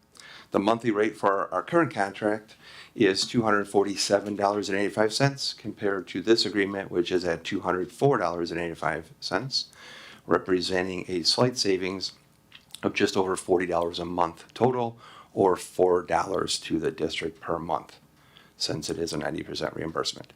The item was also shared at last month's Finance Committee meeting. Any questions? Is it 245.88 or 244? Or did I mishear you? This agreement is 204.85. Does the motion say 245.88? Maybe it's too late for me. Is it the total? Checking it right now. This agreement is Didn't eat dinner, so it could be me. Okay, it could be me because honestly, I did not have lunch or dinner, so.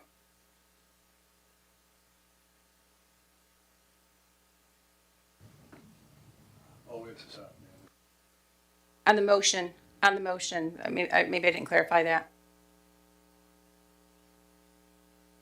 Is the motion dollar amount correct? I'm sorry, thank you. That is correct, because that represents our $20.85 times 12. Okay, so That's that the is district's portion after the 90-cent reimbursement. I apologize. Okay, I just wanted to make sure if they It is there correct. was a Thank you. disconnect there. Just checking. That's the total for all 12 months. Thank you. Then the only thing I want to add is for finance, I just want to remind the board, that we're doing yearly at the formerly known as, or still kind of Welcome Center. We know the construction for Cedar Lake Road is pending, and we'll see when that actually happens.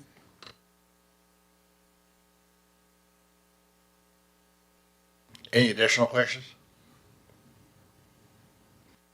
All right, I need a motion to approve the Comcast agreement for internet service through the E-rate program at the Welcome Center in the amount of $245.88. So moved. Second. Motion by Mr. Jewett, seconded by Ms. Lee. Roll call, please. Mr. Tavera? Yes. Mrs. Negretti McGinley? Yes. Mr. Jewett? Yes. Mrs. Larson? Yes. Mr. Francisco? Yes. Miss Lee? Yes.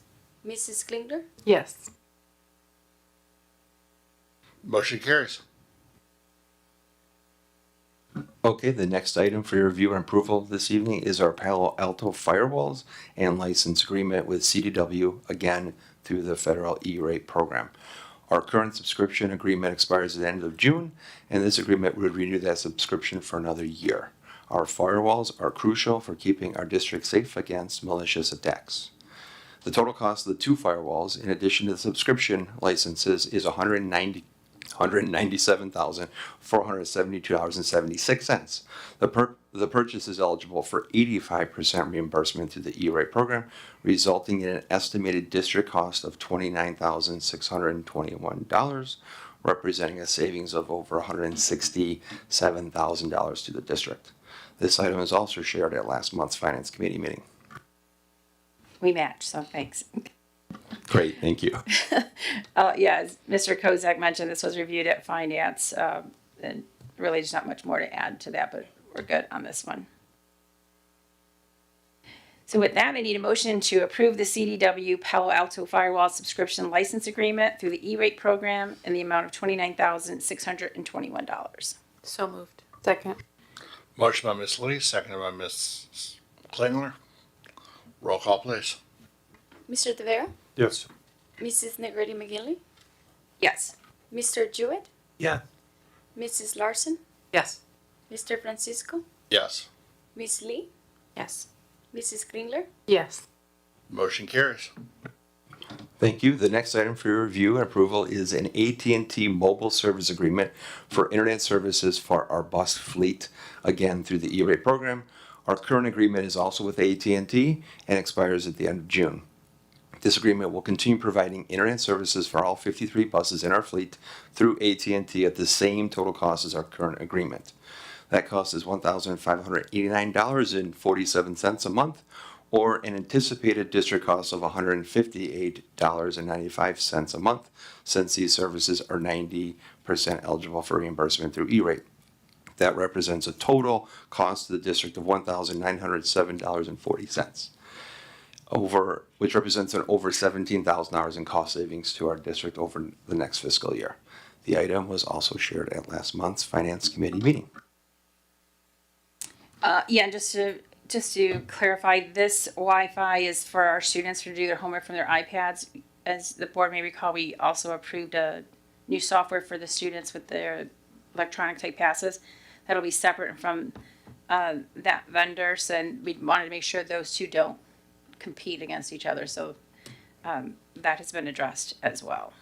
Yes, this bandwidth is dedicated to our students for students to use with their one-to-one program devices, their iPads. All right, and with that, I need a motion to approve the AT&T Mobility Bus Wi-Fi service agreement for the 2025 through the E-rate program in the amount of $1,907.40. So moved. Second. Motion by Mr. Jewett, seconded by Ms. Lee. Roll call, please. Mr. Tavera? Yes. Mrs. Negretti McGinley? Yes. Mr. Jewett? Yeah. Mrs. Larson? Yes. Mr. Francisco? Yes. Miss Lee? Yes. Mrs. Klingler? Yes. Motion carries. Okay, the last item is a 22 vets network equipment and installation services agreement, again through the E-rate program. This agreement represents the cleanup and reorganization of our network closets at Round Lake High School as well as Indian Hill Elementary School, as well as an upgrade to our wireless infrastructure at Round Lake High School football field, which will result in an updated and expanded count of access points on the field. Currently, we have 2 access points located at the home bleacher side of the field. Once we complete this effort, we will have a total of 4 access points, 2 additional ones on the visitors bleacher side as well, resulting in improved internet service coverage across the football field. The total cost of this effort is $77,910.64, which is eligible for an 85% reimbursement rate through the E-rate program, resulting in an anticipated district cost of $11,686.60, again representing a significant cost savings to the district of over $66,000. This was also shared at last month's Finance Committee meeting. As Mr. Kozak said, it was at finance and reviewed, and really just wanted to, I don't know why we didn't put Wi-Fi on the guest side, so I'm glad that's finally done, so there's no dead zones at the stadium. So thank you for that. You're welcome. And with that, I need a motion to approve the 22 Vets Network Equipment and Installation Reorganization Services Agreement through the E-rate program in the amount of $11,686.60. So moved. Second. Motion by Ms. Klingler, seconded by Mr. Jewett. Roll call, please. Mr. Tavera? Yes. Mrs. Negretti McGinley? Yes. Mr. Jewett? Yep. Mrs. Larson? Yes. Mr. Francisco? Yes. Miss Lee? Yes. Mrs. Klingler? Yes. Motion carries. If I could, in closing, I would just like to say the credit for these requests and subsequent savings goes to Mr. Mondragon, who is filling in for Miss Christine Kenyon and is seated at the left of me. We have the distinct honor of having submitted the most requests for E-rate reimbursement to our E-rate consultant this year. Tonight's requests represent over $251,000 in savings, so it's significant. There's a significant effort that goes into this. It looks really smooth up here. There's a lot of work that Aramis did to get us to this point, so I just want to call that out. Thank you.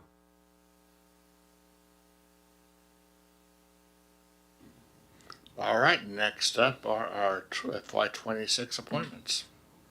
Having presented and obtained support from the Finance Committee at the March 17th, 2025 Finance Committee meeting, administration is now requesting that the Board of Education approve the appointment of our FY26 treasurer as myself.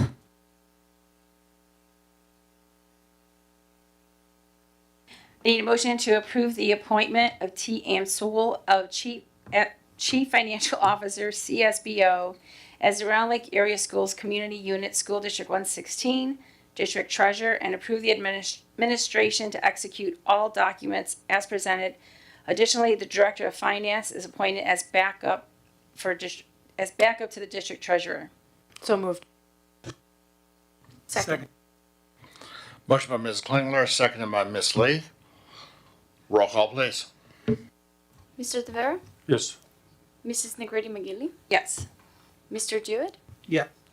Mrs. Larson? Yes. Mr. Francisco? Yes. Miss Lee? Yes. Mrs. Klingler? Yes. Motion carries.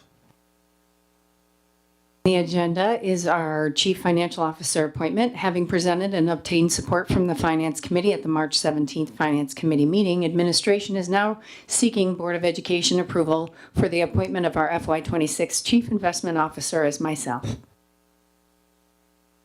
All right, I need a motion to approve the appointment of T. Ames Soul as Chief Financial Officer, CSBO, as the Round Lake Area Schools Community Unit School District 116 Fiscal Year 2026 Chief Investment Officer, and the adoption and resolution to designate as Chief Investment Officer as presented. Additionally, Director of Finance is appointed as backup to Chief Investment Officer. So moved. Second. Motion by Ms. Klingler, seconded by Ms. Lee. Roll call, please. Mr. Tavera? Yes. Mrs. Negretti McGinley? Yes. Mr. Jewett? Yeah. Mrs. Larson? Yes. Mr. Francisco? Yes. Miss Lee? Yes. Mrs. Klingler? Yes. Motion carries. Next on the agenda is our FY27 Budget Officer Preparer. Having presented and obtained support from the Finance Committee at the March 17th, 2025 Finance Committee meeting, administration is now seeking Board of Education approval of the FY27 Budget Officer Preparer as myself. I need a motion to approve the appointment of T. Ames Soul, Chief Financial Officer, CSBO, as Round Lake Area Schools Community Unit District 116, Fiscal Year 2027 Budget Officer Preparer, and the adoption and resolution to designate as Budget Officer Preparer as presented. Additionally, Director of Finance is appointed as backup Budget Officer Preparer. So moved. Second. Motion by Mr. Jewett, seconded by Ms. Klingler. Roll call, please. Mr. Tavera? Yes. Mrs. Negretti McGinley? Yes. Mr. Jewett? Yeah. Mrs. Larson? Yes. Mr. Francisco? Yes. Miss Lee? Yes. Mrs. Klingler? Yes. Motion carries. And lastly, having presented and obtained support from the Finance Committee at the March 17th, 2025 Finance Committee meeting, administration is now seeking that the Board of Education approve the surety bond in order that I may act as the district's treasurer for FY26. I need a motion to approve the appointment of T. Ames Soul, Chief Financial Officer, CSBO, as the Round Lake Area Schools Community Unit District 116 District Treasurer, and approve the administration to execute all documents to secure the required surety bonds as presented. Additionally, Director of Finance is appointed as backup to District Treasurer. So moved. Second.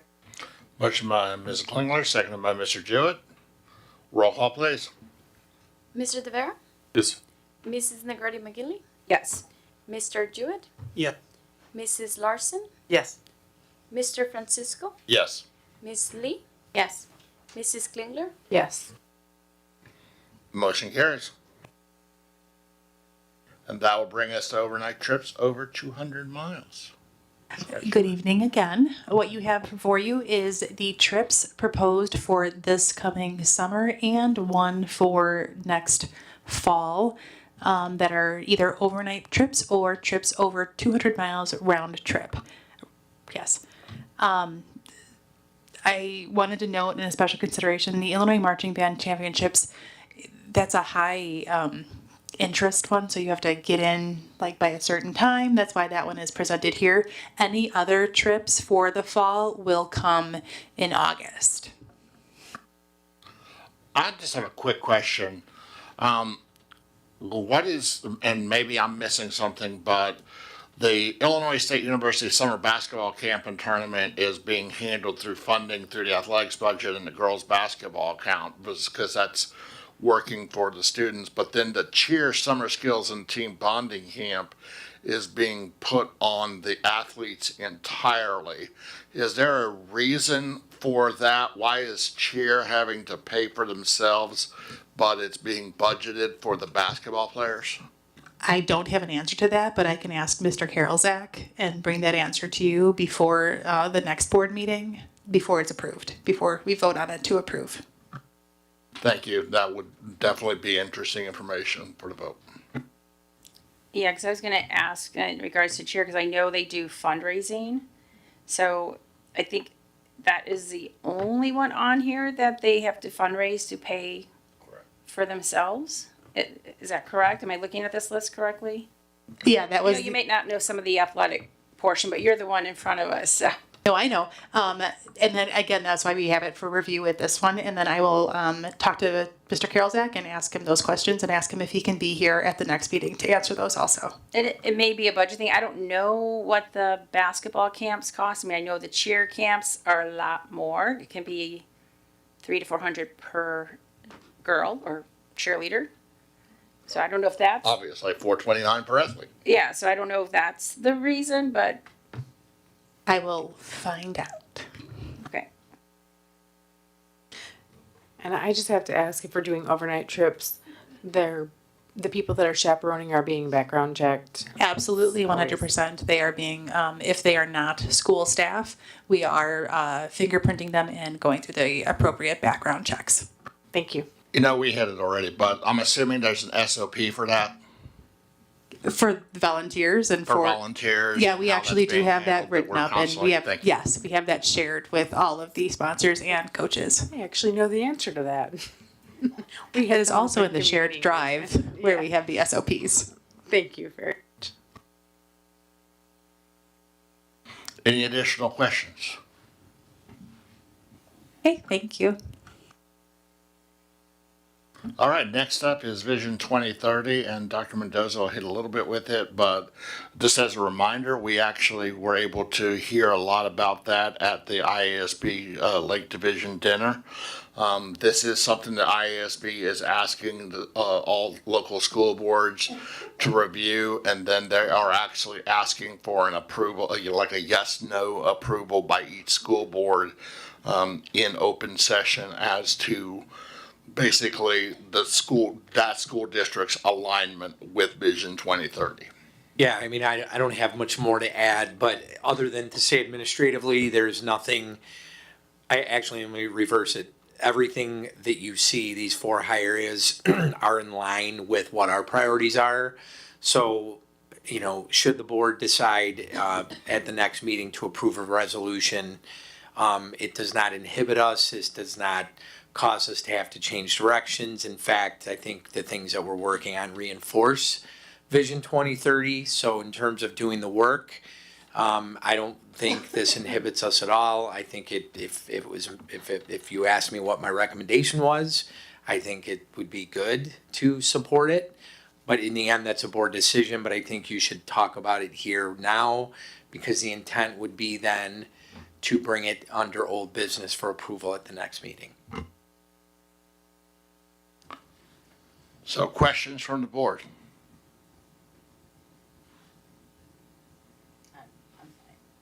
Hearing none. Okay, thank you. And that will take us to positive occurrences. Okay, so I did face painting at the daddy-daughter dance, and I've done this. I want to say it was like 8 years ago. I think, like a ridiculous amount of time ago. But I could not believe the sheer number of people that came out for that. It was enormous. It was an enormous event. I think we face painted. We probably had probably 10 or 12 face painters, and we face painted for the full time we were there. We had people coming back, but the kids are so sweet. It was just it was well put on. They were very excited. I think it was a really, really good community building event. So I just wanted to highlight it because it's been a long time since I participated in that, and I was delighted to be part of it, but delighted to just see our community come together and see the importance of it. So.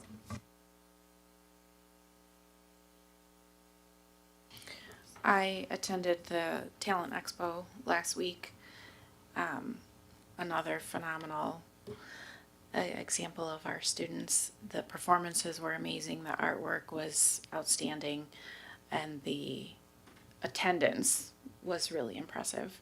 And then also I attended the guard performance at home for friends and family.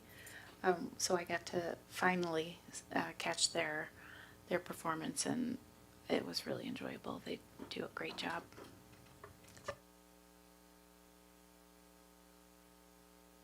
I'll jump in. Had the honor to be able to attend the NSBA National Conference with Ms. Lee and Ms. Negretti McGinley. A lot of good information. Look forward to bringing you back that information here in the next few next few meetings. And then right after that, was able to transition right down to Springfield to do the Ed Red Legislative Day of Action. Really good chance to get in front of legislators. Got to have a sit down with Senator Edley Allen. Was unable to get a sit down because calendars were just too crazy with everything going on with final bills with Representative Favardillas. But still, the great news with us is we have that direct communication chain with all of our legislators there. In addition, ACT testing, definitely want to point out that ran, and definitely thank you to the staff and students here at the high school. No, we're still very behind the 8 ball when it comes to that because of the quick transition by the state. So looking forward to seeing how some of that data comes out. I think we had about a 96 or 97% attendance rate for the ACT. So. And I'd like to thank everyone for their flexibility and their patience on ACT Day, with ACT crashing the morning of the ACT. And thank you for letting all the other districts have a heads up on that for those of us that tested the next day.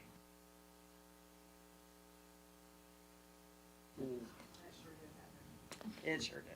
And then also, I'll just throw out one last one. The high school, we got the football trivia night coming up on Saturday. I know I'm blessed to have a table and Dr. Mendoza's co-sponsoring it with me with the volleyball program. So definitely thank you for that. Looking forward to that, and looking forward to seeing everyone who comes out for that one.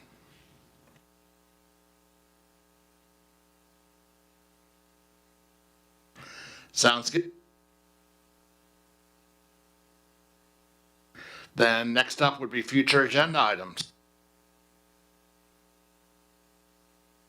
I will throw out one. I know it's probably been about a year back since I did ask for it, but just a discussion on hours of school, looking at that, at the possibility of making adjustments. How does the stats look? What are the studies showing when it comes to, especially at the high school level, having a later start time potentially? How would that work? Just kind of starting to bridge that gap. Yeah, we can 100% bring that. I just want to state it publicly. If we ever did that, we'd have to negotiate with the union on it, and that is a big deal. But I do think there's relevance in bringing information to the board about, because the data is the data, about what the research shows with pre-adolescent kids and the amount of sleep they need and when they should be going to school and when they shouldn't. I just want to be very thoughtful that it's not misinterpreted potentially without you guys directing me to do that. So absolutely, we'll get information and bring it back to you. Thank you. I do have, it doesn't have to be a future agenda item, and I'm looking for the exact name, but the new software that we're going to use for athletics, for the calendar that Ethan brought previously. Is it Snap? Okay, I thought that was wrong. But if we can get an update on that implementation and how that's going, because I believe that should be coming up soon. Yep.